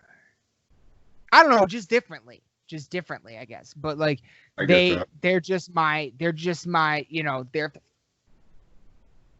like, I would never get a giant chest tattoo, but if I did, it would be Lamb of fucking God. You know what I mean? It'd be the Wrath logo or some shit. Yeah. My band. You know what I mean? They're just. It's pretty sick because, like, the way I felt about We Are Not Your Kind is how, and I can tell it's how you feel about this record. Yes. Like that album for me when it came out was like, it's like, I don't even fucking care what happens the rest of this year. Like, this album is the tops for me. It's the Mad Notes. It's the Mad Notes. So that's so that's, you know, it's just cool to see, you know, because I could, you know, and not that it isn't for me, because I was definitely, and this is probably between that and you know, well, obviously, you know, the Dahlia was a big deal to me. But as far as like anything else that's come out, I mean, in a year where we've had new Dahlia already, we've had new Ozzy, Testament. Yeah. You know, we still, you know, hold on. You know what? Let me just do this proper. We've already had new Ozzy, Testament, Dahlia, and we got Devil Driver announced, Hatebreed, so hopefully. You know, in a world where, in a year where we, you know, despite everything that's going on, we still have some this is an incredible year for releases. And to only be in June and already be sitting here like, is it really, can it get better than this? I don't. Yeah. Like, this thing to me, like, and it's one of the things I wanted to mention is it's really interesting. Like, oh shit. Because the last, like, two albums, Resolution and Strom Drum, to me, like, even you could even say this for Wrath for sure. They're more, I would say they fall more on a concept-y side of things. They have, I don't know, like, Sacrament and Ashes and Palaces and New American Gospel, they all, like, it goes together, but it's more of a collection of songs than a straight through concept. That is how I feel about this album as well, which is one of the reasons why it feels to me more like that's an evolution of that direct style that they had in on Ashes and Sacrament. Yeah. Because on the other ones, it was more of a top to bottom fucking kind of concept, sort of. It I wouldn't describe them as concept albums though. Nah, yeah. No, I wouldn't. It didn't tell a story, but it was like it was more like a musical piece. Yeah. That just had movements. Each song was a movement that kind of went together in some way, shape, or form. Like you said, Wrath, The Deadly Sins, Resolution, and Sturm Drung were kind of the same feel. Mm-hmm. This one is not. Another difference from the last two albums is that, and also Wrath, I would say Wrath as well, is that it had kind of an intro song that bled into the first full track. Mm-hmm. And then it had the rest of the album, and then it had this big, giant, epic closer, like King Me. By the way, yeah, I just want to say Straight for the Sun is one of the sickest fucking intro songs ever. Yeah. Ever. It's so like just how it comes in and just like that's one of the, I mean, the first half of Resolution to me is some of the best stuff they've ever written. And that's not to say the last half is bad, because I mean, I guess I don't know, like I don't really know what I'm trying to say. I guess there's songs on that are rival some of their best stuff, but as far as like the intro tracks that you're talking about, man, like just hearing how that album comes in and just that first opening note and just how sludgy it is and just how it just kind of like, his vocals on it and just how massive it sounds kind of brings in the rest of the record. And honestly, like I almost wish that they would have done that with this one, because I do, I did kind of miss it, and especially more so on the last album too. That didn't really have an intro song on it. Yeah, they didn't really on the last one, but it still kind of had that, I don't know, a sort of that same feel to me at least, as Resolution in a lot of ways. And that's exactly where I was going. Is this album is completely different. As a matter of fact, the longest track on this album is the first track, Memento Mori.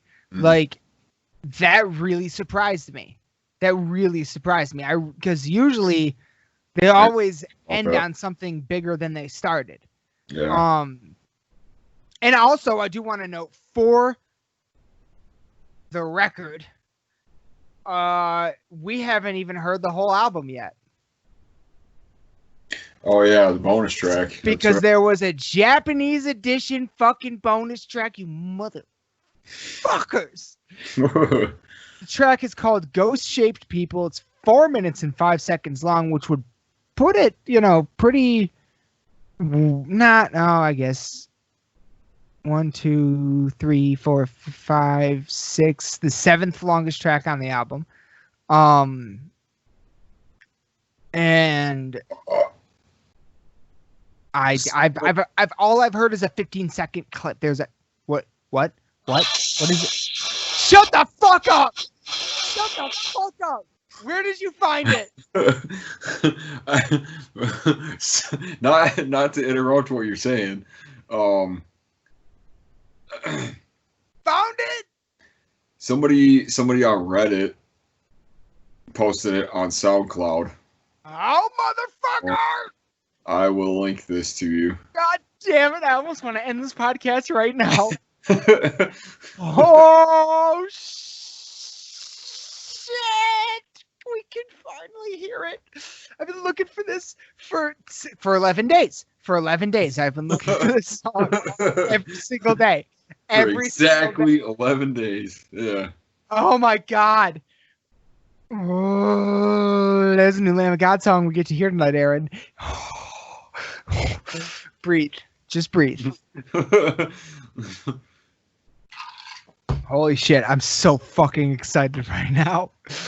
Well, Fuck. yeah. To your point, we haven't heard the rest of the Haven't record. heard the whole album. Yeah. Have not heard one. There is a track we have not heard. So I don't even, I can't give a full explanation until I hear the whole fucking thing. Yeah. You just can't. So, but I mean, I don't remember why I started that. Where I was going. Were you gonna say though? What's what? Yeah, I was gonna say the thing that gets me the most about this one is that, and it's more of a personal thing between you and Preston, because you both said the same thing, and I still think you're fucking crazy for it. I was about to say. I was about to bring this up. Go. Because there's, and honestly, like I don't know if you heard the banger review of it as well. Yeah, I did. He said the same thing. He said the last 2 songs on it didn't fit. Didn't fit the album. To me, On the Hook definitely does. Oh yeah. I think that's especially that ending. I love the just and that's kind of what I was gonna get to is neither of you liked Bloodshot Eyes because of and to your point, it was a weird one for me when I first heard it.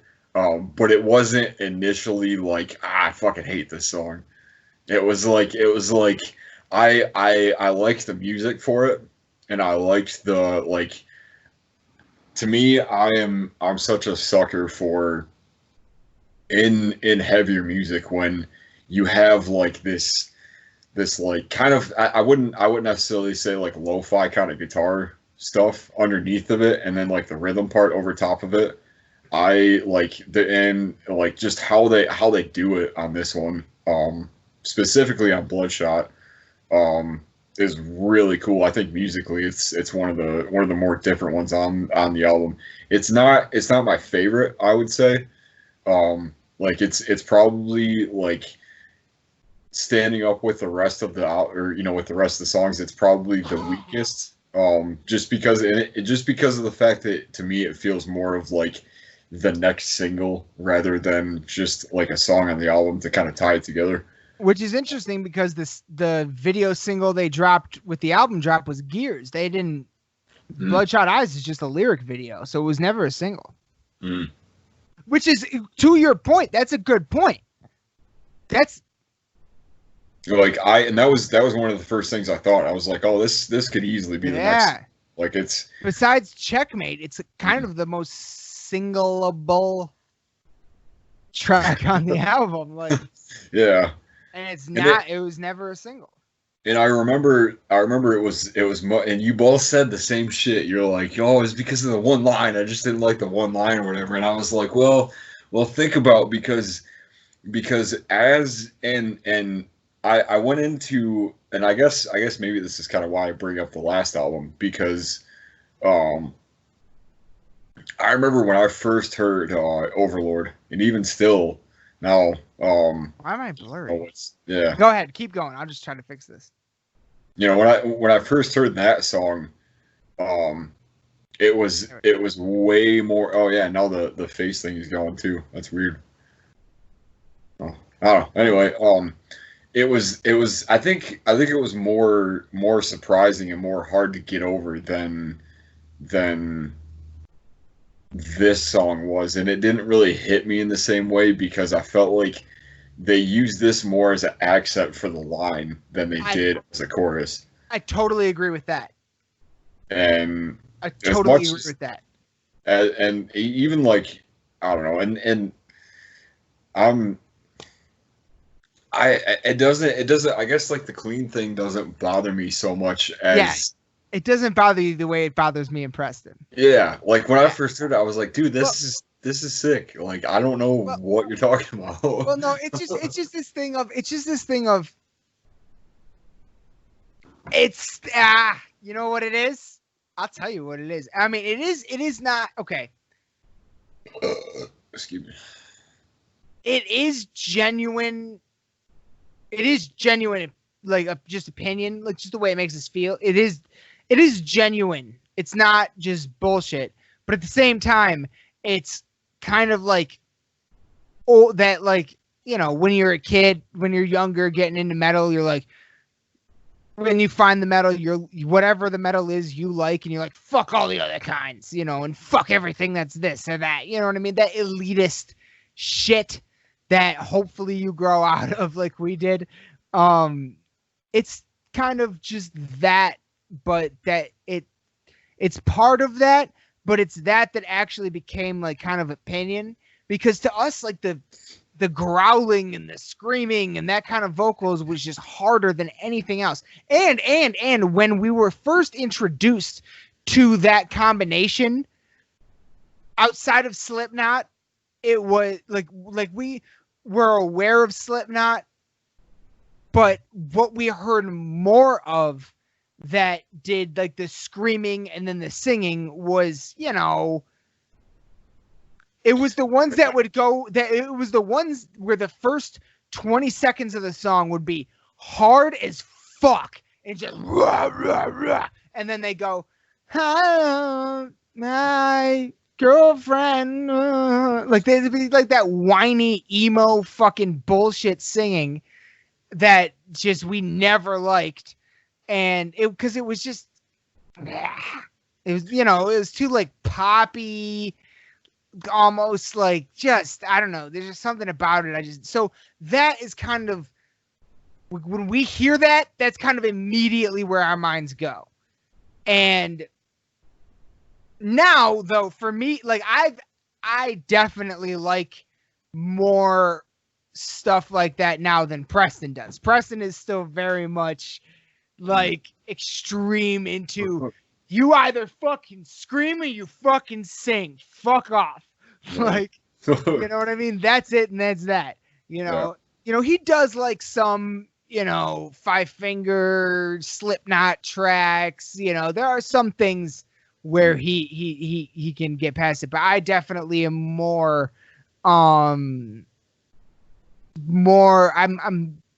there's still a lot of it I don't like. It's still like, if I hear it, it's got to be fucking the singing. Because what another part of it was, it would be hard as fuck, and then whenever the singing would come in, the music would change too.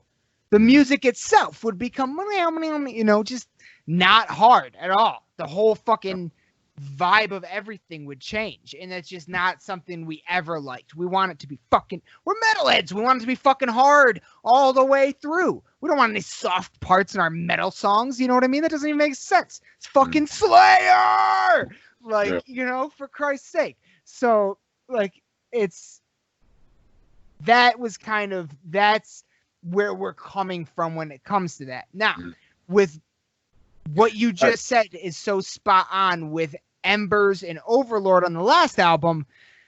Bloodshot Eyes to me is like nowhere near feel the way I feel about those tracks as I do about.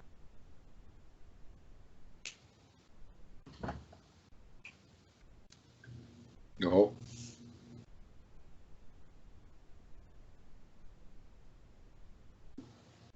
Check. There you are. There? All right. There you are. Did I freeze? Yeah. You froze too. Oh. So anyway, did you want to stop this one real quick? Stop it and check it? Yeah. Only an hour 48. Okay. We should be all right, I think. Yeah. All right. Yeah. No, I don't care. All right. Just didn't know if, all right. Yeah. We'll just, fuck it. We'll just keep rolling. So no, what I was saying though is that what you just said was very spot on. I like Bloodshot Eyes way more than I liked Embers or Overlord off the last album. Way more, because in, like, you're right. And that's another part of it. So that's Preston and I's mentality going into it. But it's also the fact that in one, I believe it was in one of the Lamb of God documentaries where they said there will never be clean singing in Lamb of God. That is not what Lamb of God is. You will never hear that. If we want to do that, it'll be in a side project or something. But Yeah. this is not the place where that will ever happen. And then it happened. Yeah. Well, I think. Sorry, go ahead. No. Just go. I was just gonna say that like he didn't do that until Sturmdrang, which to me says like, you know, I mean we already kind of touched on it already, but that was the record that came out after the whole trial and everything like that. So like to me, initially I was in the same boat. I was like, man, like, you know, I like it's cool, it's different, but I don't really like it. It doesn't feel like it fits with the tone of the rest of the album. No. You know, but then like, you know, kind of thinking about it and kind of, you know, and it wasn't until I went back and listened to it the other day that I was like, you know, and I guess I don't know, to kind of back up, like I'm sort of indifferent to the clean singing or to just the singing in general. Mostly because I was kind of more of a product of that kind of genre, that kind of era of it. And that's totally fair. Yeah, and like you know, and even like, you know, some of the bands that I was listening to at the time like did that kind of thing, but to me like it was always about how it fit with the music. Like it was always about like I don't want to hear like a processed version of a song that you can't sing on like midway through the song, like, you know, as like a chorus, because, you know, you got like, you know, processed and stuff. Like I'm for one, some I don't really talk about too much. I'm such a fan of, I love gigantic catchy choruses, and I love when like the singing parts are done in a way that for one is natural, that you can tell is the actual person singing it, and if the intention of it is to convey a real specific emotion, and it isn't like forced in there. It's not like, oh, we just need like a chorus to just get this on the radio. Like it has to be like, I think that's why, like, you know, not to stray too far away, but I think that's why, like, you know, like I love Architects a lot. And they you know, they and even, you know, like Parkway and the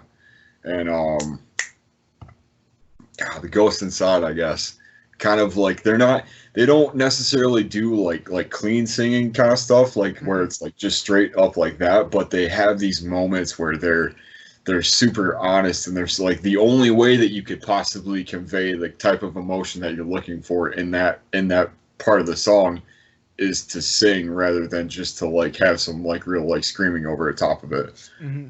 But to your point, it was really hard to get over the you know, the whole Overlord deal, because to me, you know, kind of like what you were saying, like there was at one point, what's up? No, keep going. Oh, there was at one point where, yeah, like, you know, he said like, oh, well, we'll never, like, for Lamb of God to be mainstream, I'd have to like sing on it or something. It was like a big joke, and then they did it or whatever. Like, you know, for one, that was a comment at the time, you know, before all of this happened, where I feel like to a degree he didn't think that he could really like do it and have it make sense within the scale of the band. Up until, you know, the just having, you know, a bunch of time, you know, in trial, and you know, just having, I mean, I can't imagine the thought process and, you know, what he was thinking about during, you know, when he was just sitting there just in prison in a different country, you know, like that'll fucking, I don't care who you are, man, that will change you. Yes. And I imagine after that happened, he was like, you know what, let me try this, because it makes, you know, it's the only way that I can get this sort of a thing out and have it make sense, you know, with everything else. But, you know, to kind of go to the other side of that, as a fan, when All Hope Is Gone came out, talk about Slipknot, Sulfur, or not sulfur, Snuff, that's right, became their, for one, it's not, I mean, it's not in any way a ballad, I would say. It's one of the more depressing, probably the most depressing song on the record. Yeah. But when it first like hit and when it first came out, and like that was, because I mean they did it with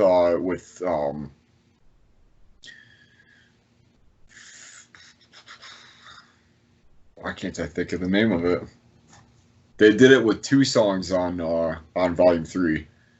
Um,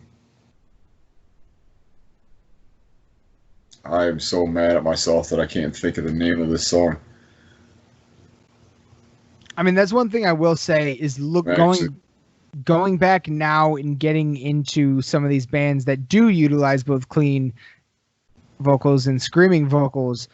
A lot of the ones that you were into, that I am now into, it's everything you just said. It's exactly that. It actually works within the track, Mm-hmm. as opposed to we're essentially gonna make a really super soft, whiny singing song, and a super hard metal song, and then just mash them together. Yeah. And it doesn't make any fucking sense. Mm-hmm. But for a lot of the ones that you were into, in particular, that you have since gotten me into, going back, it all works. It all makes complete sense, and you're right. It works to convey the emotion of the track, and it works within the track. And the music itself behind it doesn't change really. Like, it stays heavy throughout. Yeah. You know. So, what were the tracks though? Vermilion, Part 2 specifically. Yeah. Mostly because it's the closest thing to Snuff that I can pinpoint. And even Volume 3 had moments of it, like Circle. Circle was another one. Danger, Keep Away, The Virus of Life, like, had clean singing on it. But yes, it was specifically Snuff because, like, and I've since gotten more back into that song, just because of time and because of, just different contexts and stuff, and just, I don't know, just not really hearing that song so much anymore, I feel like is a big part of it.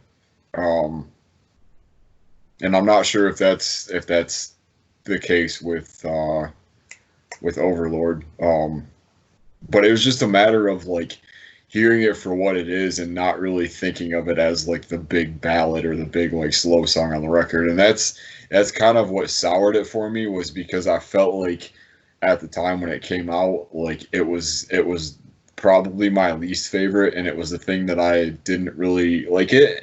And it's I mean, now I have a completely different appreciation for it, just because of, different points in my life where I, kind of turned to that song. But initially, like, when it first came out, I was like, man, like, why? Like, why is this the bigger song? Like, why, and like, people that weren't even, and, this, going back to that, like, early angsty, like, why are regular people listening to normies? Yeah. But, like, that was the moment where everybody got into Slipknot because, I like Snuff. I like, it's like, cool, but no, like,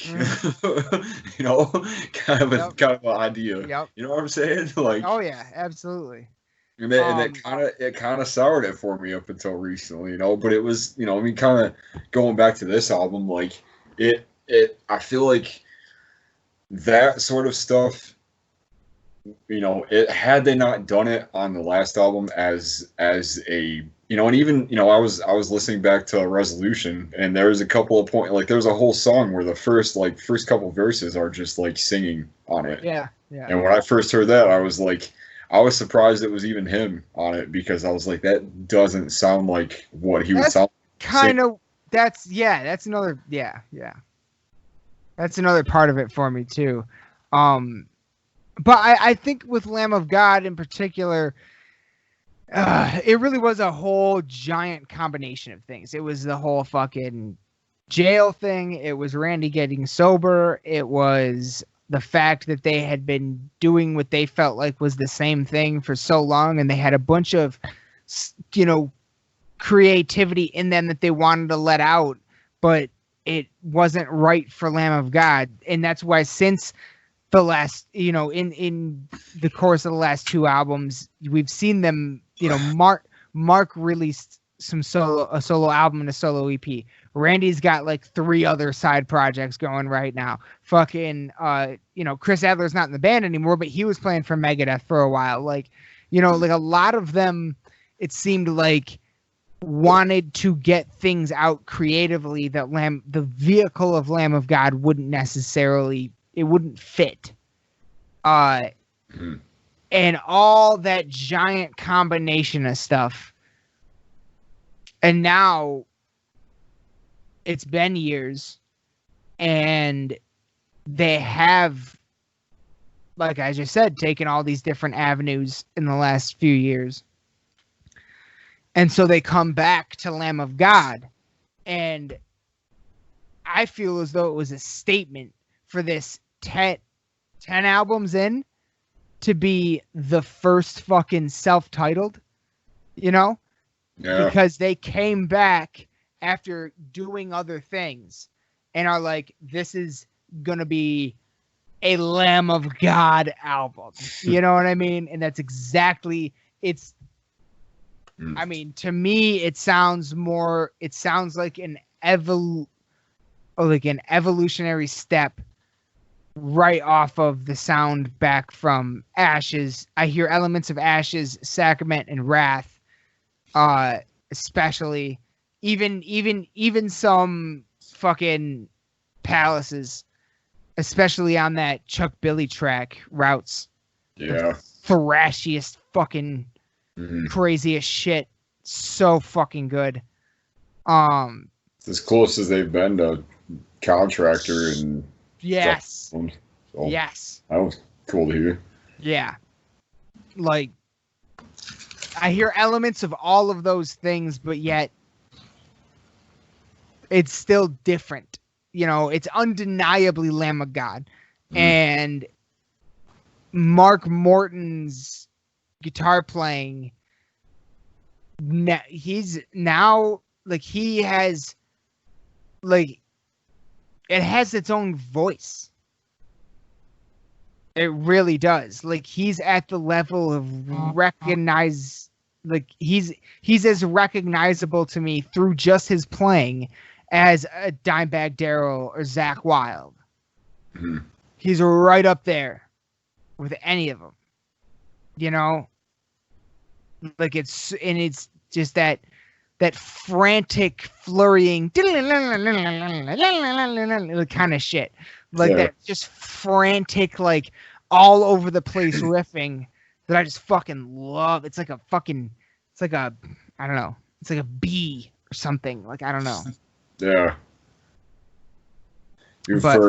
For a while, like, I don't know, like, there was so many, like, sick guitar duos in metal for you know, speaking in terms of this band. I mean, like, that's one of my favorite parts of Wrath and Sacrament, that they put out like versions of it that had, like, the isolated tracks on it and stuff, because, like, you know, hearing some of the riffing on it and just some of the, just how rooted in, like, in, you know, like, southern, that kind of, like, southern style that they are.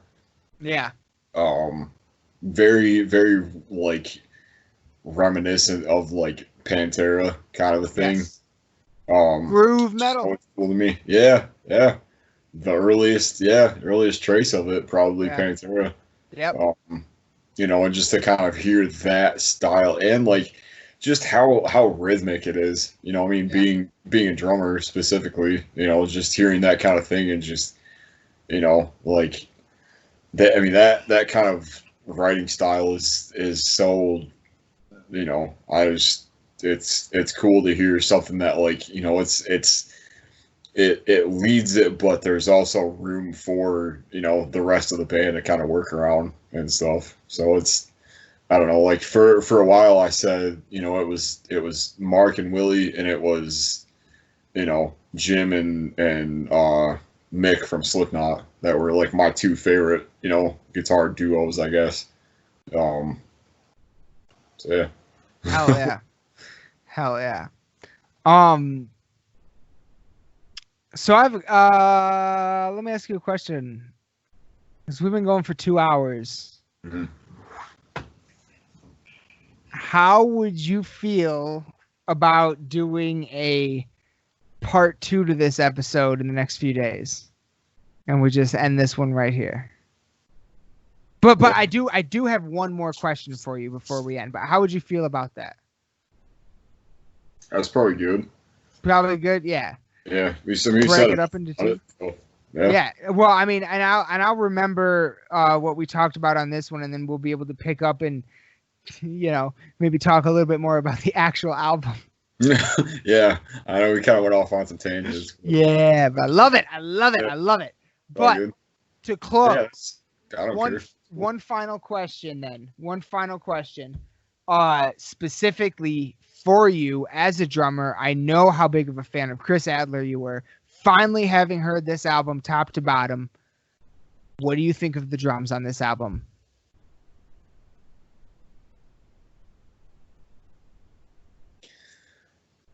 This is a tough thing to answer.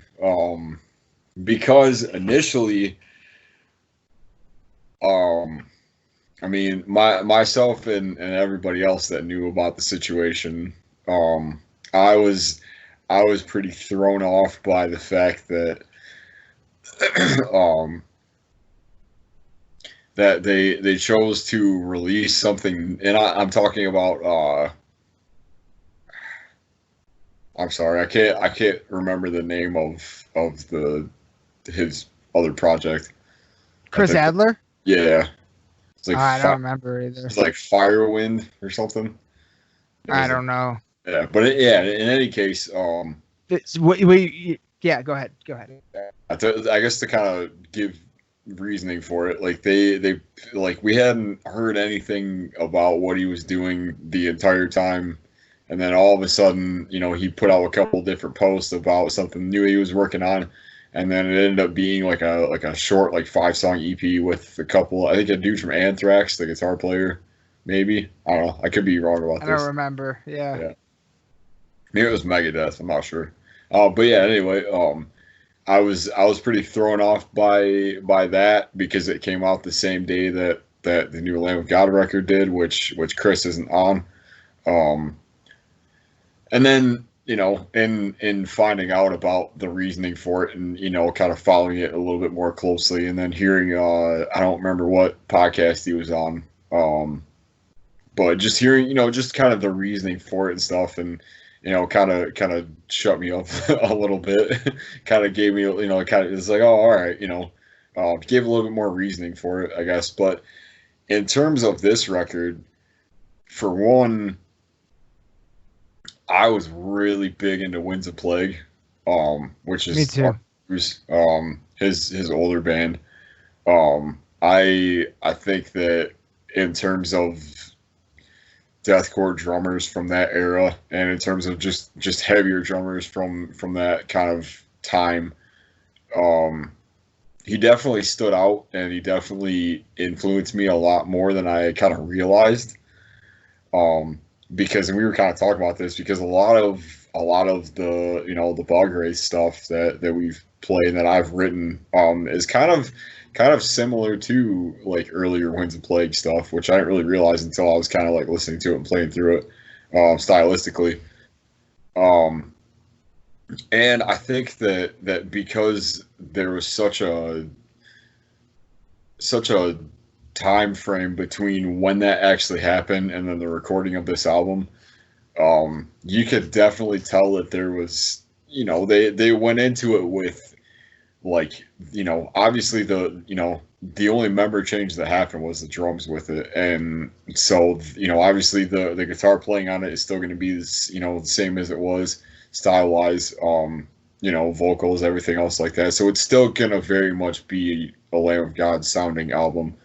And as far as the drums, you could tell that for one, like and I'm pretty sure I saw them on a I don't remember if they play. Yeah. I think that first year that they were on that Lamb of God headline that I saw them was oddly the same first year that I saw Winds of Plague live for the first time, which I didn't really connect until now, which is just another one of those things. But you could definitely tell that for one, Art was a fan of the band before he even joined it, and I feel like with that and just the amount of time and the amount of like influence that happened between those those albums, like you could tell that there was an amount of care for that specific part of it, because it's, I mean, anybody who's either picked up drums or started a band or anything like that with the metal band has referenced Chris Adler in one way or another, myself included. Like I can't act like I'm not at least a little bit sad that Chris Adler isn't on this one, because it makes me think of like how different it would be and how much it would, I mean, for better or worse, I guess.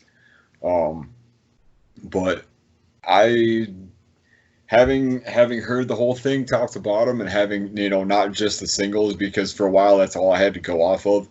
And to me, it didn't really stand out as much. And if I'm honest, like it wasn't until I heard New Colossal Hate that I really kind of felt like he was kind of taking it in his own kind of way. Like it was still Chris's style, but it was kind of turned and put into a way where it was a little more like of his, his kind of splashes on things. And I feel like as cool as it is to hear, variations and how much it added to, how much his style added to the sound on the album. There's always, there's that care that went into it of, that just initial respect for how the band has grown and just kind of what they've done and trying to keep that same idea and that same style. So best case scenario for me, honestly, like, and it's not quite as hard. I mean, like, I look at it kind of the same way that I look at the whole Joey Jordison separated from Slipknot, and then eventually Jay Weinberg came in, and now like I see them as as just as good of drummers as each other, but having their own style and having my own reasons for liking both styles, both eras of the band. So I feel like over time I'm gonna kind of, and that's kind of what makes me excited about this one, is because going forward it's gonna be a big there's gonna be a big change and a big step, because I feel like there was moments of this where I felt like they could have maybe taken it in a little different direction. Like, and I heard a lot of people saying that like this album, they kind of played it a little bit safe in some senses, which I don't necessarily agree with, but I could see where the comparison would come from.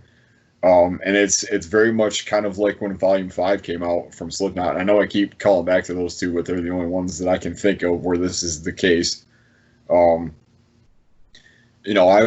was initially not very, I mean, I was into it, but it took me a long time to kind of appreciate it for being such a great album that it is. And I feel like, that only helped make We Are Not Your Kind the album that it was. And I feel like this is kind of their sort of story and their sort of, that kind of same idea with this one, is that it's the first album with him, and it's the first one that they ever like just had a new you know, it was new and it was fresh, and there are still some fills on it, and there are some, some drum work on it that's really solid.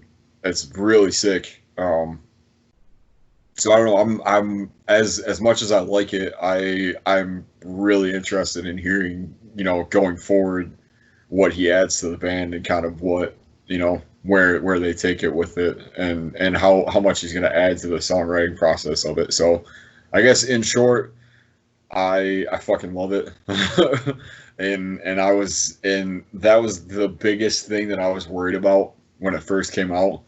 I remember saying that. I was like, dude, like, I hope that this doesn't like sour it for me, like, because I really wanted to, and like even the first couple of singles, like I was like, it's cool, it's different, but it's not super different. Like it's not, which maybe is a reason that I don't have the biggest problem with it, and it's to positivity for sure. Like, it was done in a way that was, kind of still keeping that same history and that same homage to what they had done up to this point. So yes.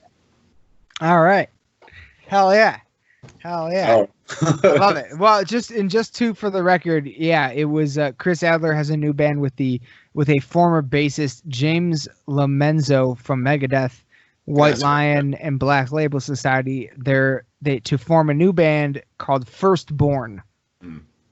And yeah, it was kind of weird that like it was all a secret mystery project, and then it gets dropped on the same day as the new Lamb of God album. Yeah. Really? Well, yeah. Really? And it's I don't know, and not to any discredit, but I remember like saying even, if Chris Adler would have been on this record, I feel like it would have probably been like a Wrath Part 2. Or like like some same kind. And it's not saying that would have been a bad thing. Nope. Nope. But it is kind of cool that, I mean, like it stands on its own. Yeah, it's its own. It's a whole new. It feels like the beginning of the next chapter of this band for sure. Yeah. And to me, like, having that such a giant member change happen on a release that was to be, kind of a rebirth for them, and I feel like it was, to have it be not only as strong as it was and as good as it is, it could have really gone the other direction, and it could have been. We might be looking at something that was a pretty big disappointment as far as, I mean, especially with how anticipated it was by us specifically. Like, this is one of our favorite fucking bands releasing a new album. And not only that, it's in a time of fucking quarantine where we don't have any new movies or any new anything coming out, really. And then we get this new album by our favorite band, and oh yeah, it's going to be fucking sick. Like, yeah. Yes! Like, crazy. And it's just crazy that, like I said, something's in the fucking water, bro. All the fucking bands we love are dropping some of their bangingest bangers to date. Oh, yeah. There's a lot to say right now. There's a lot to... And that's, like, one of the only things that makes me excited about this is seeing that, for one, there's I mean, what else are you gonna do but just create right now? You know? And literally what we are doing right now. Yeah. And like I keep talking about this band, and I keep going back to this, and I know you're probably sick of me fucking talking about them. But dude, like, it's the reason that I'm so fucking into the Acacia Strain right now. Like, it is so, like, and even just other bands that are doing kind of similar things, they're really, like, I feel like we're in a stage where you have to do things differently. Like, you have to, there's no shows, there's nothing, nothing really happening right now, and I'm not like I'd honestly like to think that maybe Lamb of God is going to take a different direction as far as releasing stuff than if they have in the past, because I've been kind of seeing that a lot more with with other bands, putting out like singles or like 2 or 3 songs in place of full albums just to have something for people to listen to. I mean, that's kind of been, the Bog Wraith mentality for things as far as like writing stuff and then having it just kind of stand on its own rather than being, a full album at one time. And kind of going back to the Acacia Strain, like that's sort of what they did with DK with their last one. They put out 2 songs every like 2 weeks or every, couple weeks, and eventually that led up to a full length album, which is still, I'm not sure if the full length, and I found out today that they put out 2 songs with it that are on the full length that they haven't released yet. So that's pretty cool. I feel like there's a bit more of an opening for just releasing new music and for just having it be done in a different way than just like a full album, like a full scale release at one time. Oh, and I think it was, I think you sent me the article about DK that was saying, they wanted to just release it as, just songs that stood on their own, and then eventually they released it as a record because, for one, right now, like people are starved for content, people are starved for, just new things, new music, and while the climate is so unpredictable as far as shows go, like, it's really interesting to me to see the shift in how it's all being like released and how it's all being thought up, and just how I feel like we're gonna see within the next past this year, within the next like 2 to 3 years, 2 to 5 years, I should say, of just because obviously the release and the music business climate is changing so much that it seems like we're just kind of at a point where bands are getting pretty experimental as far as how they're releasing stuff, and just at the rate of which we're getting new music from bands that we really love and are following and stuff. So it's, I don't know, it's cool, and I think that Lamb of God specifically, in releasing that EP that they put out, just having like 3 songs on it, like they'd never done that. And whether it was because of one reason or whether it was because of, just the climate in general, or whether they felt like it wasn't supposed to fit on the actual record, it's just cool to kind of see that. And I feel like that's kind of where we're headed in a music business standpoint, because what else is there to do right now other than just release stuff and just to kind of have it out? And and what I will say is that as weird as it is to have all that happen, like I'm really excited to have all these bands that we're really into releasing stuff that they've never played live before, they've never and so when they finally get the chance to, man, like we're gonna be hearing new sets from everybody, hopefully, and I just, big time. Yeah, like it's gonna be when we eventually hopefully get there, it'll be something that is unreal, man. Like, unlike anything we've ever experienced in our entire fucking lives, dude. Yeah. Like, it's going to be, yeah. Oh, Jesus Christ. I think about it often. I think about what it's going to be like often. And Yeah. I've been watching so many live videos lately, just thinking like, it's going to be what I see here times 1,000. Because everybody's just going to be so fucking happy, dude. Yeah. Like, so happy. Think about it, the bands. Like, the band will have its first show back, but then when they go on tour, every single stop is the audience's first show back with that band. Yeah. After all this. And it's just... Yeah. It's just like, oh my god, oh fucking god, I can't even. Oh my god, dude, I can't even fathom it, dude. It's gonna be unlike anything. Like it's gonna be so powerful. Yeah. I don't even know, dude. I might just fucking. I'm on an emotional level. I don't know how I'm gonna be able to handle it. Like it's gonna be real intense. Yeah. Like, I mean, don't get me wrong. Like I've found myself at shows like you know, getting choked up and like seeing things, or like having that like one specific song that plays that just hits you, man. Like, and I feel like it's gonna be that, but like times like 30. Like, yeah. you know. Yeah. Oh god. Oh, yeah, it's. I cannot fucking wait. I cannot fucking wait. But all right, let's wrap this one up. This will be part Lamb of God self-titled album discussion part 1. Motherfuckers, if you haven't heard this shit yet, are you asleep? Like, wake up! Yeah. Like, it's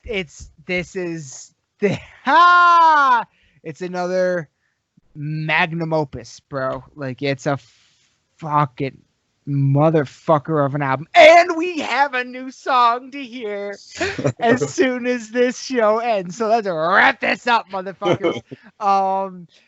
That is it for this episode of Lost in the Dark podcast. Everyone be sure to check out the new Lamb of God album. Check out A Fitting Revenge and Suffocating Lie, Balgraith, and Recorruptor. Recorruptor's got their new fucking guitar playthrough of Tormented Egress dropped by Gear Gods today. And new album coming out, I believe September, August. I can't remember that. August. I think it's August 21st. I think I'm right about that. Sounds about right. So lots to look forward to, and I think they even said they got an announcement coming soon. Recently, so that'd be cool. Maybe it'll be a new single or something. That'd be awesome. But in any case, check out all these bands. Support your local music scene. And be blessed by the Lamb of God. By the Lamb of God. The fucking best fucking band. Love them so. I fucking love this band. This shit is the Mad Notes. This shit is the Mad Notes. Oh. Oh my god. So that's it for this one, and then the next couple of days we'll record part 2 to this, and continue the conversation, and then we'll have the Dark Reflections episode coming soon for it too. So but for tonight, that is going to be it from us. Thank you all so much for fucking watching. Cannot thank you enough from the bottom of my heart. Raise your fucking horns. Get them up, Aaron. Raise your horns and bang your goddamn heads. We love you all to death. Good night.